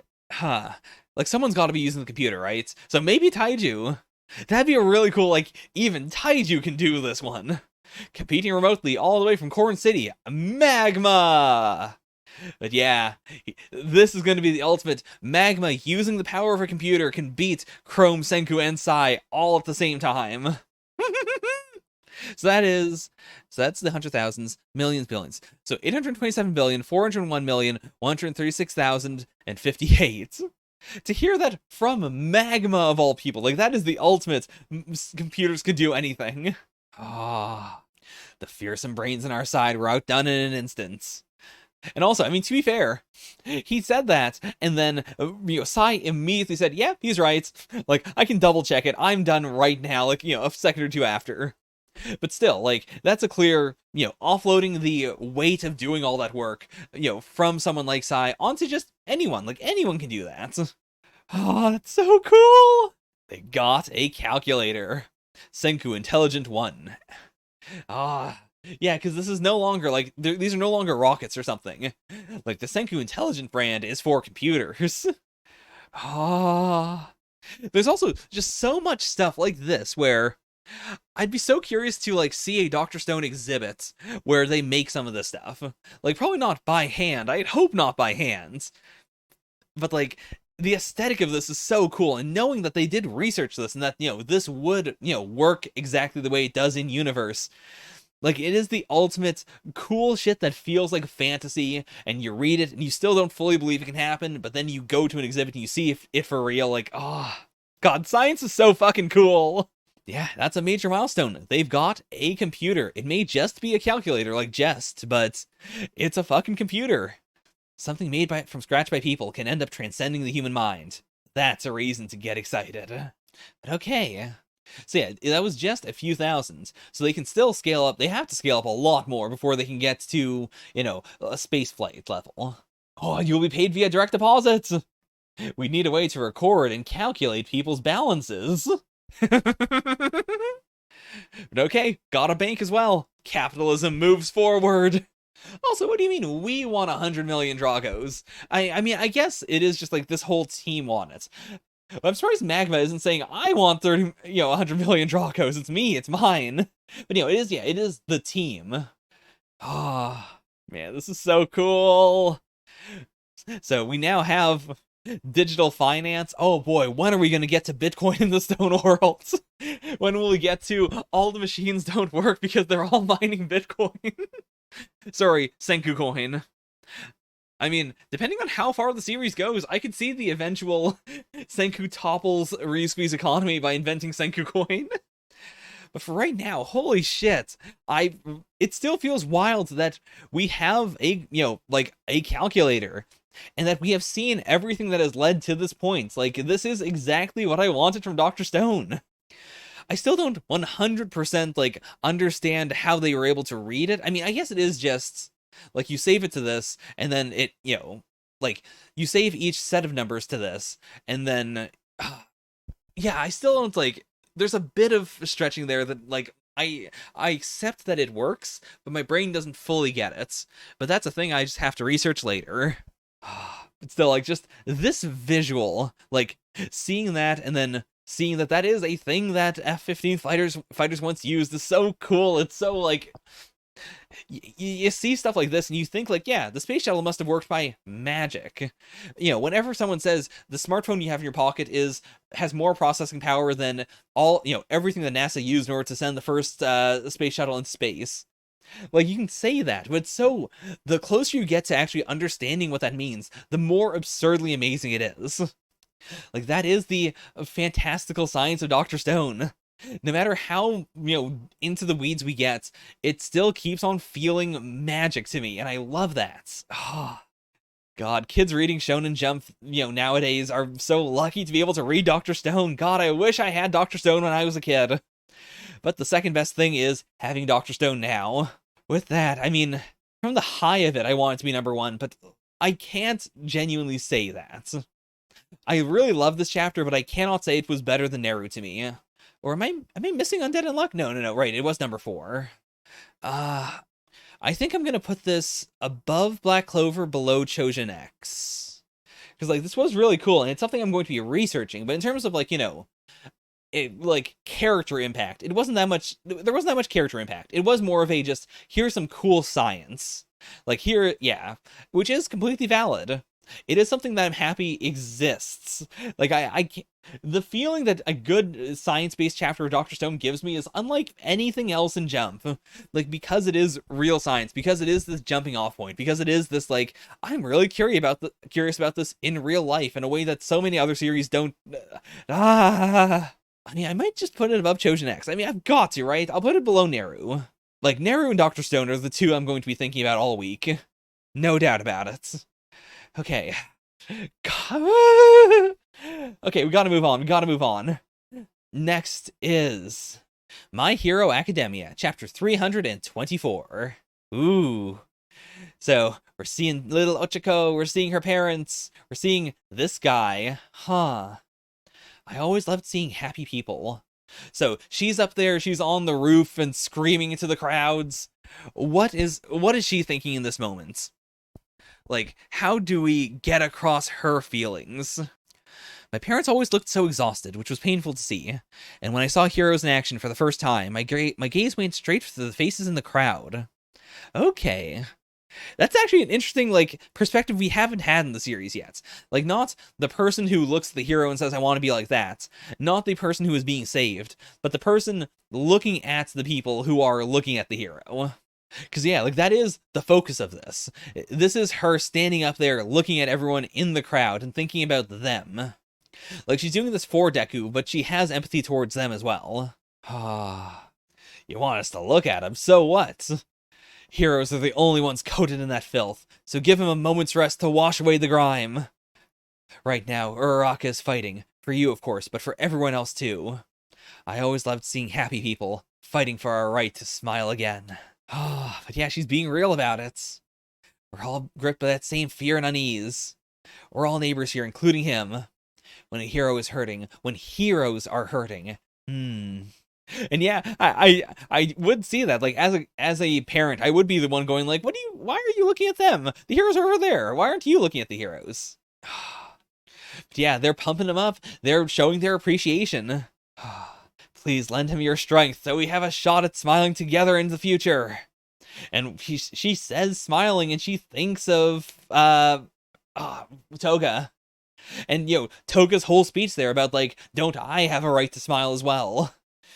God, Midoriya's mom is going to be out of tears by the end of this. She's going to be shriveled up. Izuku Midoriya is trying to take on all the responsibility that comes with his power, but he's still got plenty to learn himself. He's just a regular high school kid. This place is his. Oh my god! Are we doing it? Are we actually doing the title drop? This place is his. This is. This is the story of how I became the greatest hero. Here we go. This place is his Hero Academy. God damn it, Hero Academy. They really should have said Hero Academia. I guess it wouldn't have really made sense in context, but still, you gotta commit to the title drop. It is his Hero Academia. Let him stay here. Oh, holy shit. Oh, and look at him, like, finally, he's been holding himself together this whole time. Like, he's been crying, but, he's still standing up. He's still trying not to show weakness. He was willing to walk away. And this is the moment as he sees the person who is fighting for him, as he sees her screaming to let him be included. He finally breaks down and is sobbing. And yeah, like, that is what she wanted them to see. Not just this dirty boy who, you look at a hero who is covered in filth and you're like, yeah, they're still gonna be fine though. Like, when Peter Parker says Spider-Man no more and throws his shit in the garbage, you as a reader are still thinking, well, he's gonna come back though, right? There's no way he's not. It is, you have to see someone truly broken to understand, like, oh, I guess they're not invincible. Like, I guess they do cry. It is, like, seeing a hero sobbing and crying and shitty is the same as, like, seeing your parents like that for the first time. Realizing, like, oh shit, they're not invincible. They are human beings. They are just people like me. Oh, Kota's here. Oh, dude. Are you kidding me? This is the story of how I became the greatest hero. And also, the story of how we all became the greatest heroes. Holy shit, that is such a good twist. Like, rather than twist, that's such a good twist on the premise. That's such a good twist on the statements. This is the, like, not just who watches the Watchmen, but rather who is the hero for the heroes? Who stands up for the people who fight for us? The answer being, it should be everyone. Like, it is not a story of the people who are on the sidelines and the few individuals who can fight to protect everyone. It is everyone fighting in their own way. It is like the world should be the world should be a place that supports heroes if the heroes are going to protect the world. Like, that is how you make it non-exploitative. This is such a fucking good page. Oh my god. Like, this whole, like, end to, Deku fighting for himself was already really good, but using this context, like, having this be Uraraka's big moment, and having it be a big, like, it's not just, everyone fighting to protect Deku. It is a microcosm of society protecting heroes, and society finally standing up for heroes, and not just, screaming, you're not perfect, what the fuck is wrong with you, you should be perfect. Like, this is... just fucking chills. Oh my god. Oh my god. My Hero Academia might actually be one of the best manga running in Jump. I mean, it's always been good, but this is a level beyond. I've been consuming so much hero stuff as of late, and this is a sentiment that I've seen basically nothing express. And it's the kind of thing that you can't just, like, throw out there, because then it doesn't really have weight. Like, this is the kind of thing that you do need to build to over a long-ass period of time. Oh my god, Horikoshi. Like, there's no way this isn't number one. Like, there's just no way. This was the best chapter, not just of Jump, but maybe of My Hero Academia. Like, it's really great to also have a chapter of My Hero Academia that is all hero focused and all like, society focused, that does that is better than anything in My Villain Academia. The series has had a bit of a struggle with, living up to a lot of the big, bad guy moments just because they are so explosive and so good. But this is maybe the ultimate hero moment. And to have it be Uraraka expressing it is really good. Really glad Horikoshi stuck to that. But also this is just this is the sentiment of the crowd. This is her making them see things in a different manner. This is oh, god damn. I gotta say it right now. This is the best chapter of My Hero Academia. There is no doubt about it. I'm really surprised that I didn't cry. I was starting to tear up at that. Holy shit. Well, that's My Hero. But yeah, this is definitely the best arc. I can't express how happy I am that this has been the, Deku going darker and darker and, in the same essential arc, having him be saved by his friends and then having Uraraka, save him from the crowd and having, some of the people he saved come to him as he finally collapses and finally cries and finally, realizes that not only can't he do it all alone, but that, that he is human, that he should be allowed to be weak in this moment. Legitimately, if any chapter were to have a title drop, I'm glad it's this one. This is the chapter of the series. Holy fuck. Well, that's it. Okay, well, I guess we're gonna read an old chapter of One Piece and then go read me and Roboco and get out of here. What the fuck? How do I go on from that? How?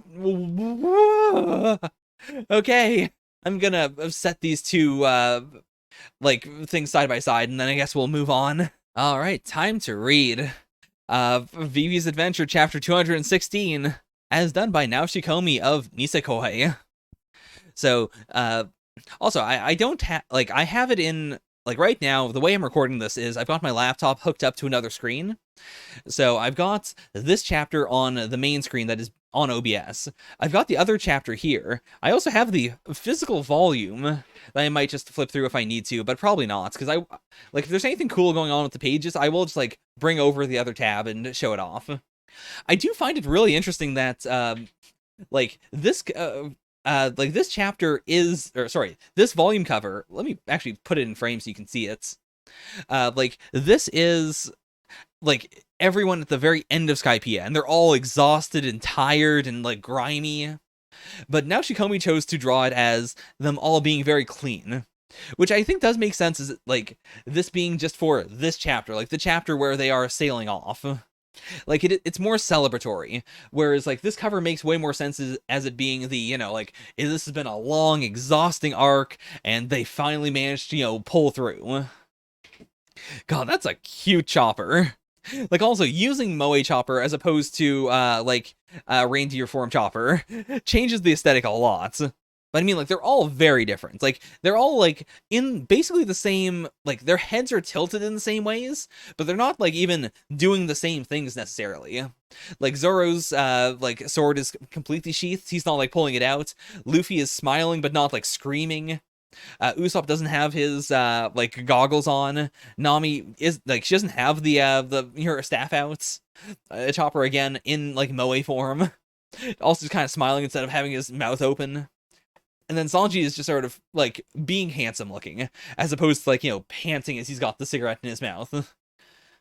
It was a journey of hope across a sea of despair. Also, I see we did not, in fact, get a cover for Hachi's Walk on the Seafloor, Volume 30. Hachi's Walk on the Seafloor is really fucking bad, so I'm not really losing anything there. But okay, I mean, this is also 50 pages long. So not just a one-for-one for the chapter. This is not like the Boichi thing, where it was basically the chapter, but he did, he paced everything out a bit differently, but it was fundamentally just the chapter. Whereas this seems it seems like this is sort of more of a recap of everything. Igaram, I'm going to become a pirate queen. Huh. Yeah, this is actually so different that, you know what? I'm going to pause that for a second and pull up the original chapter and just go through that again really quickly. Because, yeah, I really thought it was going to be more one-to-one. So the original Vivi's adventure was, like, I'm not going to, react to it.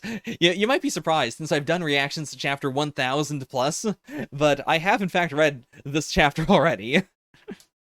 But right, so it was Igaram talking to Vivi. Like, it was the flashback of that. Then here... Right, it's Vivi, like, going to, like, give her speech as the Straw Hats sail off. So, I've been on an adventure. There's the, like, yeah.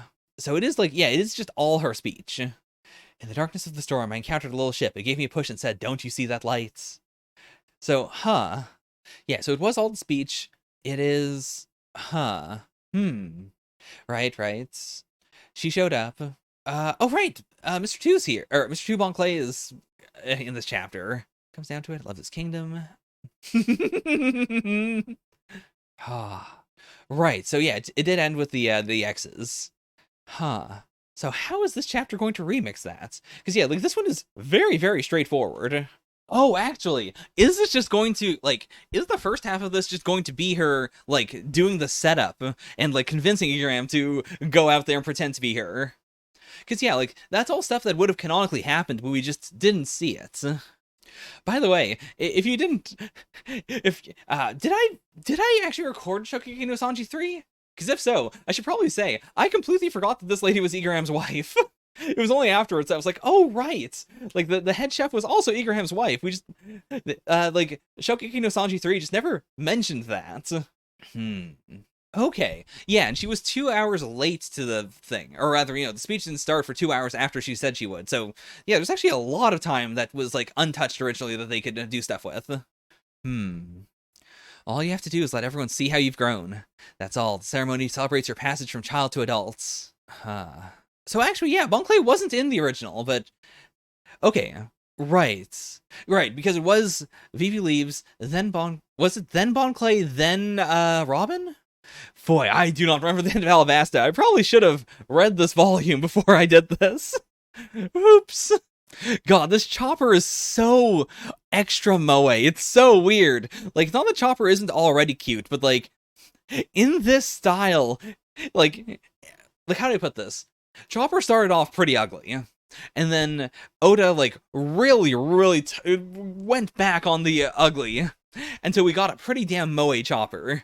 And I really thought that was, like, the current Chopper is really, like, the pinnacle of how moe you can make Chopper. But then seeing this, it's like, oh no, that is not the pinnacle. This is the pinnacle. I don't have much to say about anyone else's designs, incidentally, because, like, yeah, these are all good, like, versions of the characters. Like, that's a good Sanji, that's a good Zoro, but, like, it's close enough to the original, like, in terms of how they look that, there's not a whole lot to say. Whereas Chopper immediately stands out. It's just like, that's not Chopper. And that also actually makes sense. Like, this is not literally the chapter 1-to-1, but rather, this is what you would remember about the chapter. Like, this is adding on, the extra context of the other chapters. Like, this is something where you could read it by itself, and you get all the necessary information for, like, I assume this is going to still end with, like, I doubt we're going to hit Robin in this. Like, this is going to be Vivi's adventure. Like, we're still going to get the speech, we're still going to get her being there, we're still going to see them, like, putting up their hands. God, look at this little Chopper face! Also, Nami's face there is actually really cute as well. But yeah, tomorrow at noon. So that is like, she started going there, 2 hours before the speech, and then the speech didn't start happening until she physically got to where the Straw Hats were. Now, if Naoshi Komi draws a shitty Django, that's going to be unforgivable. Yeah.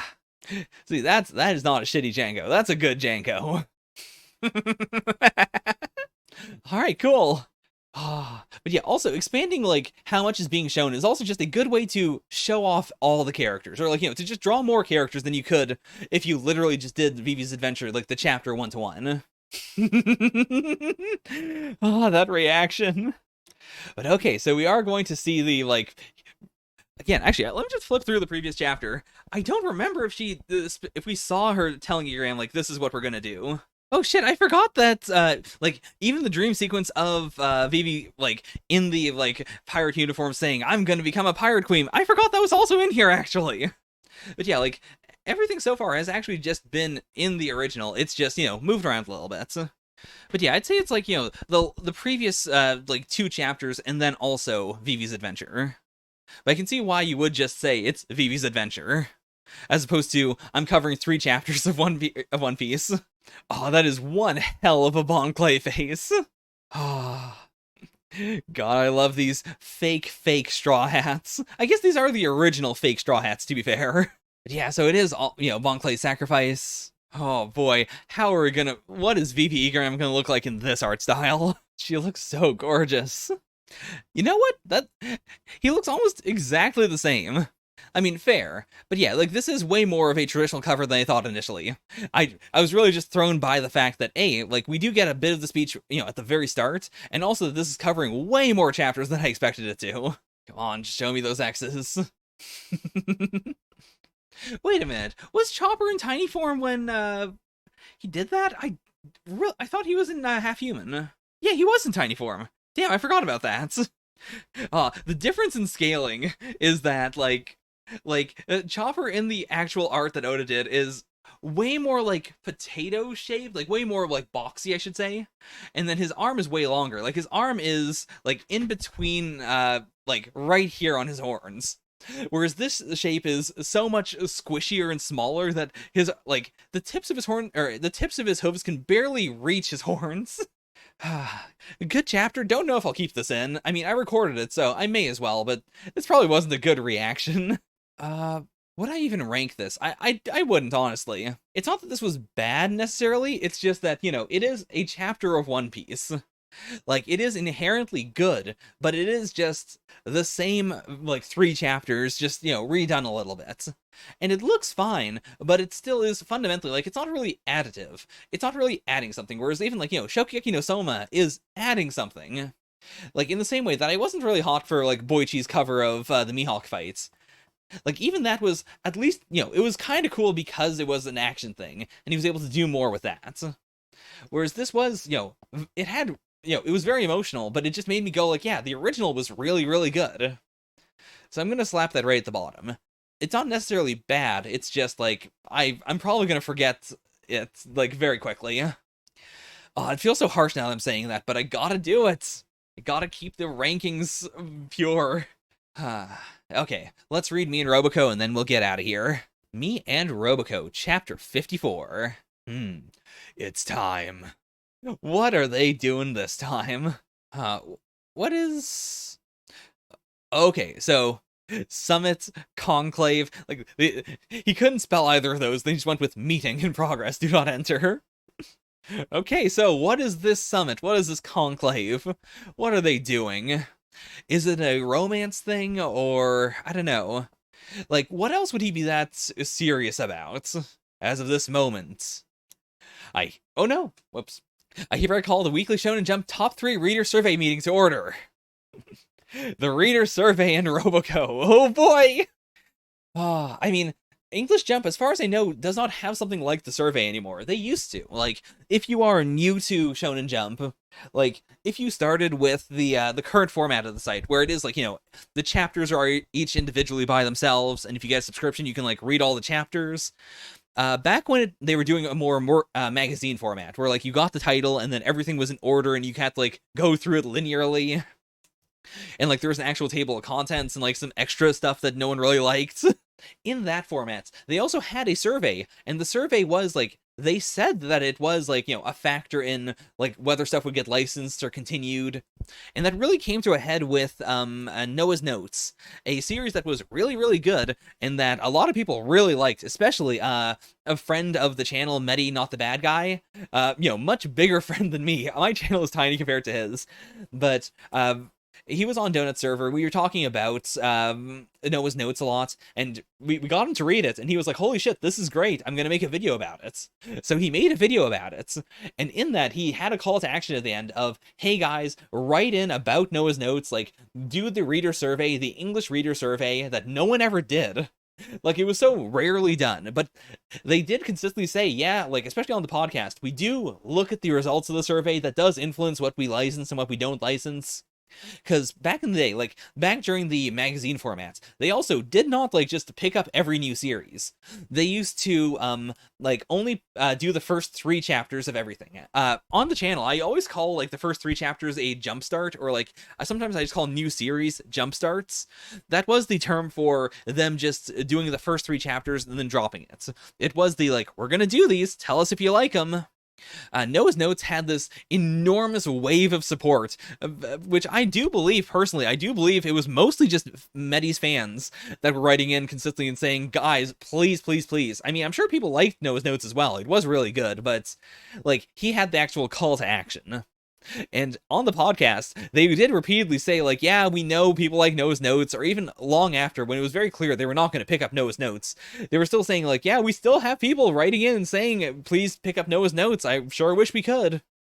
Like, that was the moment where it was very clear that they didn't have the budgets to do everything in Jump, or to pick up new series willy-nilly. I do genuinely believe that that does, come onto the server, actually, if you want to hear more about this. Because I actually do have a fair bit of, like, I was there for some of this. I was following it very closely, both, like, with the official, like, Shonen Jump podcast and what people were talking about, and then, like, you know, the Medi side of things. Like, it is truly very fascinating. I do think that whole Noah's Notes debacle was a part of the reason why they eventually created this format for Weekly Shonen Jump in the, you know, in English, where it is, like, fully readable. There are no ads. You don't have to pay a subscription to look at it at all, or, you know, for the most recent 3 chapters. Like, I know that was also a big splitting point in Japan. Like, the English side, like the Viz side of things, was really pushing for this kind of format. And it was the Japanese side saying, no, no, no, we cannot do that. That's a horrible idea. We need things to be as old and crusty as they've always been. And I guess the last thing I'll say is also, if you like Manga Plus is directly tied to this format for viz.com/Shonen Jump. Like, it was we're going to launch Manga Plus around the same time, and we will have exclusives that are only for Manga Plus, and we're not going to monetize it. But we will, like, hijack, you know, like, we will allow you to do everything simultaneously, or everything at the time up except for Yuna and the Haunted Hot Springs, because that had been licensed by 7 Seas. But it wasn't clear, like, we're going to expand what series you can do. You can pick up everything as they're being done. We will allow you to, you know, do all of that. We'll also let you, you know, like, do the backlogs for a lot of these series that you're picking up right now. Like, Jujutsu Kaisen, famously, I don't know if Jujutsu Kaisen's been fully filled out. I feel like there's still probably a gap right in the middle because of this, because they were given, like, the budget to do everything, and then they were also given a budget to, like, do back chapters, but they didn't have, like, the manpower to do all those back chapters. It's been a wild experience. Shonen Jump has been super fucking rocky, and, like, things have only really started to settle now, which is also why, like, I saw there's a new series that people really wanted me to read that is not new. It's just, like, I believe it's been ongoing on, was it Jump Plus? Dun, or rather. But yeah, like, viz.com/Shonen Jump has the capability to do stuff like this, where they can just, like, pick up a series and, now, do they only have the first 3 and the last 3, or no, they did the entire backlog. Shit. Damn. Nice. But yeah, they have this, whereas before they were so constrained to, like, we can barely do the series we're doing right now. We barely have the budget and the time to do these, and then it's so hard for us to actually get a new series in. And so the survey was, like, the only way they could do that, and even then, it was still transparent. It was still like, well, sometimes the survey just does not work. Sometimes you can really want a series to be, you know, brought over, and we just can't do it. Whereas, like, now, in addition to this new formats, I do know that the reason why they scrapped the survey was because they now have analytics for each individual, like, thing, like analytics for who is, like, clicking on me and Roboco and One Piece and whatnot, and that is the new, like, they're using that as the English version of the reader survey. Like in Japan, they're still being real crusty. It's still yeah, the reader survey does determine what lives and what dies. But for the English side, it is much more like, it is literally just what are people reading for free? And then that determines like, what are people going to be buying the volumes for? What are the things that people are going to want physically, not just digitally? Like, as crusty and as, like, annoying as I find a lot of Viz's practices, they are still light years ahead of what, Shonen Jump in Japan wants them to do. Okay, that is enough ranting there. All of that is to say, I'm excited to see what this chapter is going to be about. I wonder if it's going to end with them just screaming, please, please vote for me and Roboco in your top 3. Jump uses a survey system to hear the voices of their readers. Readers send in a postcard voting for their top 3 titles. This Jump tradition is what allows the magazine to estimate a given title's popularity. In the Taira household, Bondo provides the issue of Jump by helping his mother with chores, while Roboco provides the 70 yen stamp. For economic reasons, the two of them share one survey, so every week they engage in a cutthroat debate over their views.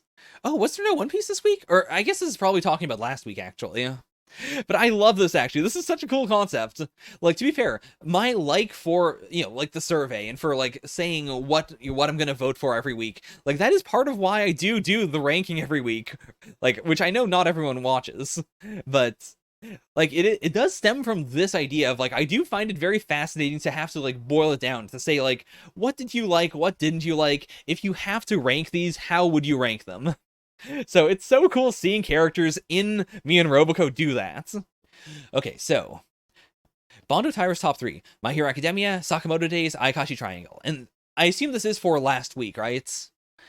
Like, I might bring up my rankings for last week, actually, to try and compare them. Roboco's is Jujutsu Kaisen, Blue Box, High School Family.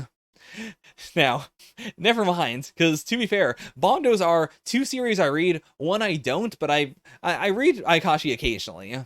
And then Roboco's are 2 series I don't read, and 1 that I do read occasionally when I desperately need to. When I desperately am like, I want to read manga, but I don't know what to read. I don't think I read High School Family last week, though. And I definitely didn't read Ayakashi last week, so never mind, I'm not going to bring up my own rankings. They're not that interesting. No overlap.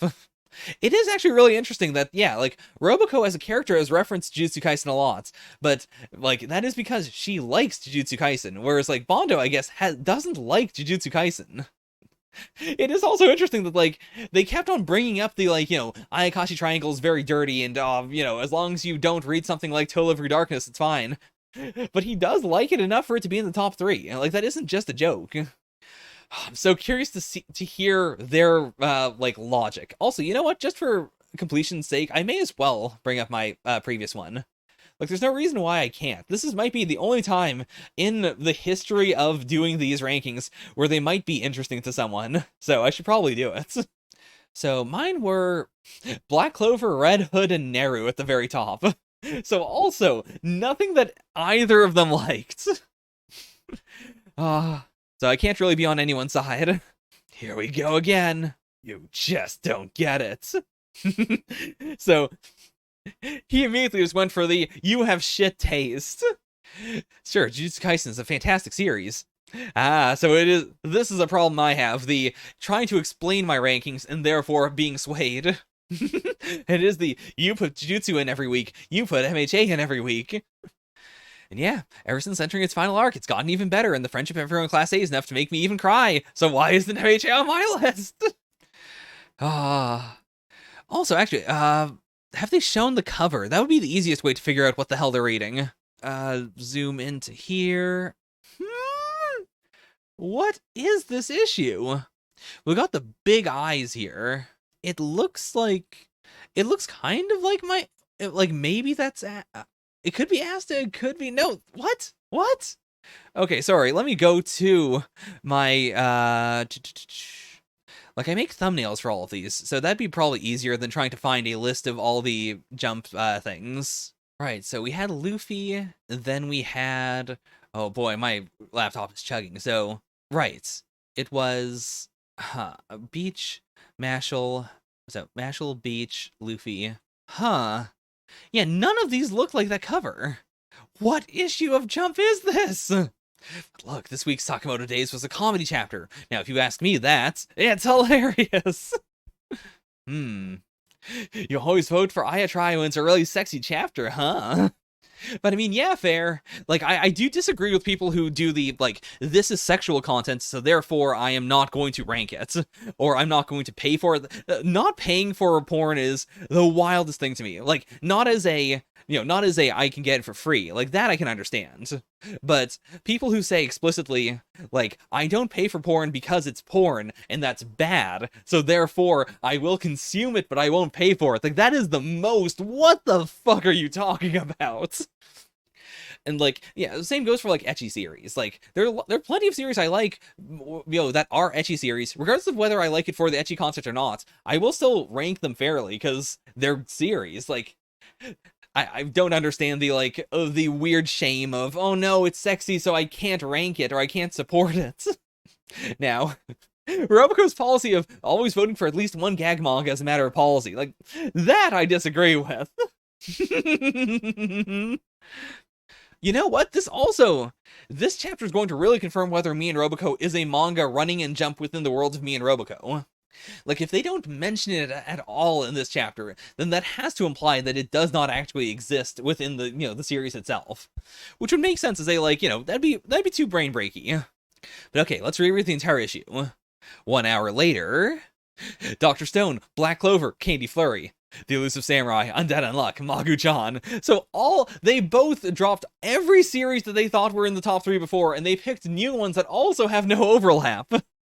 I mean, to be fair, this is a horrifying idea to me. I'm really glad I'm not doing this live, because I'm pretty sure if I were doing this live, chat would then say, you should re-rank everything in Jump, and I would probably have caved to the pressure and I would have done it. But okay.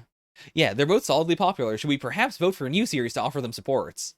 That is a thing I used to, like, talk about a lot in my old reactions, like, in the magazine version reactions, of, like, even if I didn't like it, or, like, even if it wasn't truly number 3, I would sometimes take a new series and say, like, you know what, even if, like, Noah's Notes chapter 2 was not the best thing in Jump, I will still rank it very high, just because I want to show my supports.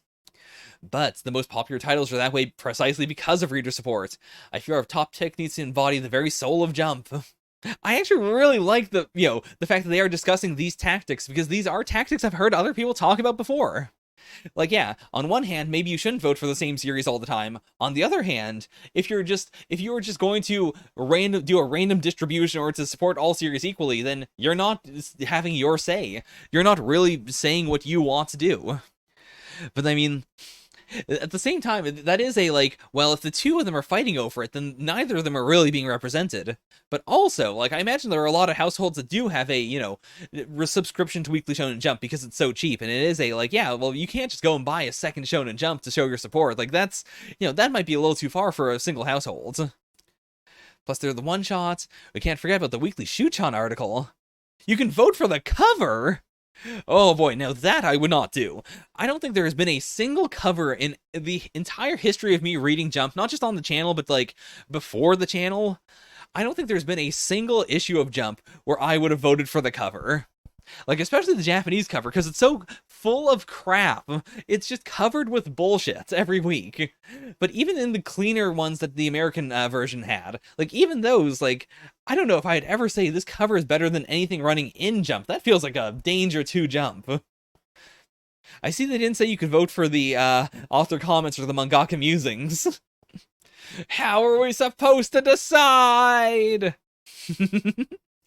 Oh, is their argument going to be, you should be able to pick more than 3? They love doing this to us. This is all the editorial department's fault. Oh, I'm gonna send in a blank ballot. It's a protest vote, right? It's got meaning. It makes a statement, and that statement is, I can't choose! A wordless cry to show the editors just what a horrible thing they've done. It's true, there aren't enough slots. Picking just 3 is not the act of a sane mind. Indeed, it may well be madness itself. But we don't send in the survey for the editors. We do it for the series themselves, for the series we love so much, and for the creators who give us so much joy every week. You see, the survey is our voice. Ah. For us readers, the survey is our only refuge, our only recourse. A blank ballot could never express our feelings. I'm sorry, editorial department. That's right, we've owed them an apology for a while now. What are they going to do? I mean, there's no way we're gonna see it, right? But I mean, this is me and Roboco. They are straight anarchy. They might just say, fucking vote for One Piece on a week where One Piece wasn't there. They say the meeting lasted 5 hours, but in the end, Jesus Christ. I see, Roboco is sweating. Oh, okay, so one of her hairpits that was, like, pulled off, but it looks like Bondo got way more hurt than Roboco did. To our survey, Godspeed. And here's hoping we win a good prize. Right, I forgot that in the Japanese one you can also win a prize. But it was cowardly not showing what they voted for. What issue of Jump was this? This is the clearest image. Let me just do a quick check. Can I possibly tell? No, I can't. I don't know what the fuck this is supposed to be. Damn it, Roboco! Well, after that chapter, I guess I do have to be serious about this one. Where does me and Roboco go? Well, it is not my policy to put a gag series in the top 3 every single week. And while this was a chapter focusing on something that I think was really good, I don't think it was that funny. So I'm going to... It's not as bad as just redoing a chapter or 3 chapters of One Piece. But it wasn't that great, so I'm gonna just put that at the bottom. I had fun talking about it, but I don't know if that means the chapter itself was good. Sorry, me and Roboco. If Jump Editorial were looking at my rankings, you would have been cancelled a long, long time ago. With that, let's hit those Mangaka Musings. And then I shall finally be released from this torment. Jump has gotten a lot younger, and nothing makes me happier than competing with young creators for the cover.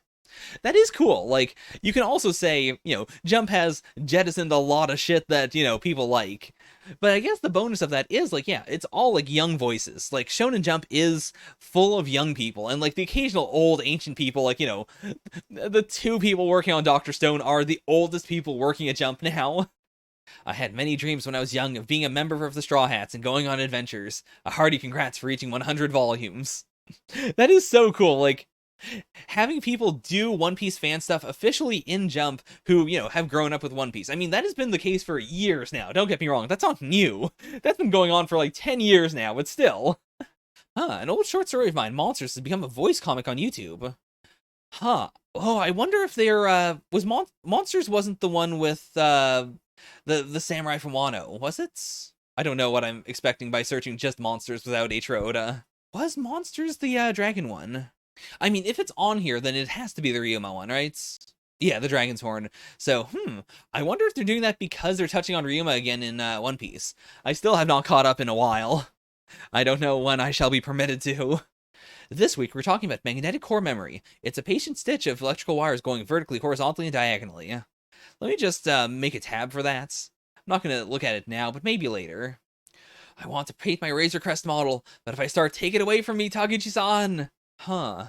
The way they italicize that makes it seem like it's a series. Ah. Okay, I see. Horikoshi ever the weeb. Or, I guess, Westub. Oh, poor Yuki Tabata. Like, Yuki Tabata works so hard, and you can feel it in the manga. So, it sucks that his time off was ruined. Bad Komoto. Damn, Yuki Kawaguchi already getting fan mail and gifts. But yeah, they're doing it. They're managing to sell the series on fan design, or like not on fan designs, but on design. Like on the series itself as well. Like Red Hood is so well made already, but still, like there's so many parts that just feel like it is designed to be good. Whereas like Neru feels way more natural. It feels like it just has that spirit of this is going to be fucking amazing. Yeah, I'm glad Minya Hiraga is also getting fan mail. In the GN Extras, Gakuganji is getting a vaccine, but I haven't been able to get mine yet. I'm scared. Oof. I should also actually say, I've been vaccinated for a while. Donut's also gotten his 2nd vaccine already. He's doing a lot better than I was. Like, I was annihilated for each of my doses. I do not react to it very well. I'm a real, like, if I got COVID, I would probably just straight up have died, for sure. Whereas his immune system seems a lot stronger. I've always been bad at card games. I'm bad at any game that requires you to use your head. I'm good at throwing things. I see. Sakamoto's whole energy is based mostly on the mangaka, then. I was able to get my vaccine, but I sprained my foot on the way home, and now my left shoulder, left leg, and butt hurt. Aww. Happy birthday to Yoshifumi Tozuka. Oh yeah, my birthday's coming up in, like, 2 days? Damn, I forgot about that. Oh boy, I should probably do something while I'm down here. Everyone, check out the cover of Jump in the scene of Blue Box Chapter 16 when the issues are stacked up. That's a very specific reference. I'm not going to do that right now, but I might just pull up Blue Box Chapter 16, actually. I'm curious as to, like, is that a Roboco reference, or is that just Shuhei Miyazaki saying, hey, I saw something in in a chapter of another person's manga, and I'm really excited about it? I feel like it's gotta be, like, that's a fake, chapter of Jump that has Roboco on the cover, right? It's gotta be. Never mind. I had no, chill. I had to look at the chapter. I see, Roboco is in fact on the cover. Okay, and yeah, that's about it. So, that is Weekly Shonen Jump. Woo, boy. Long one, but a good one. Thank you all so much for continuing to watch these. It is a blast every single week. It really is like the highlight of my weeks on weeks. Bye for now. Nya nya.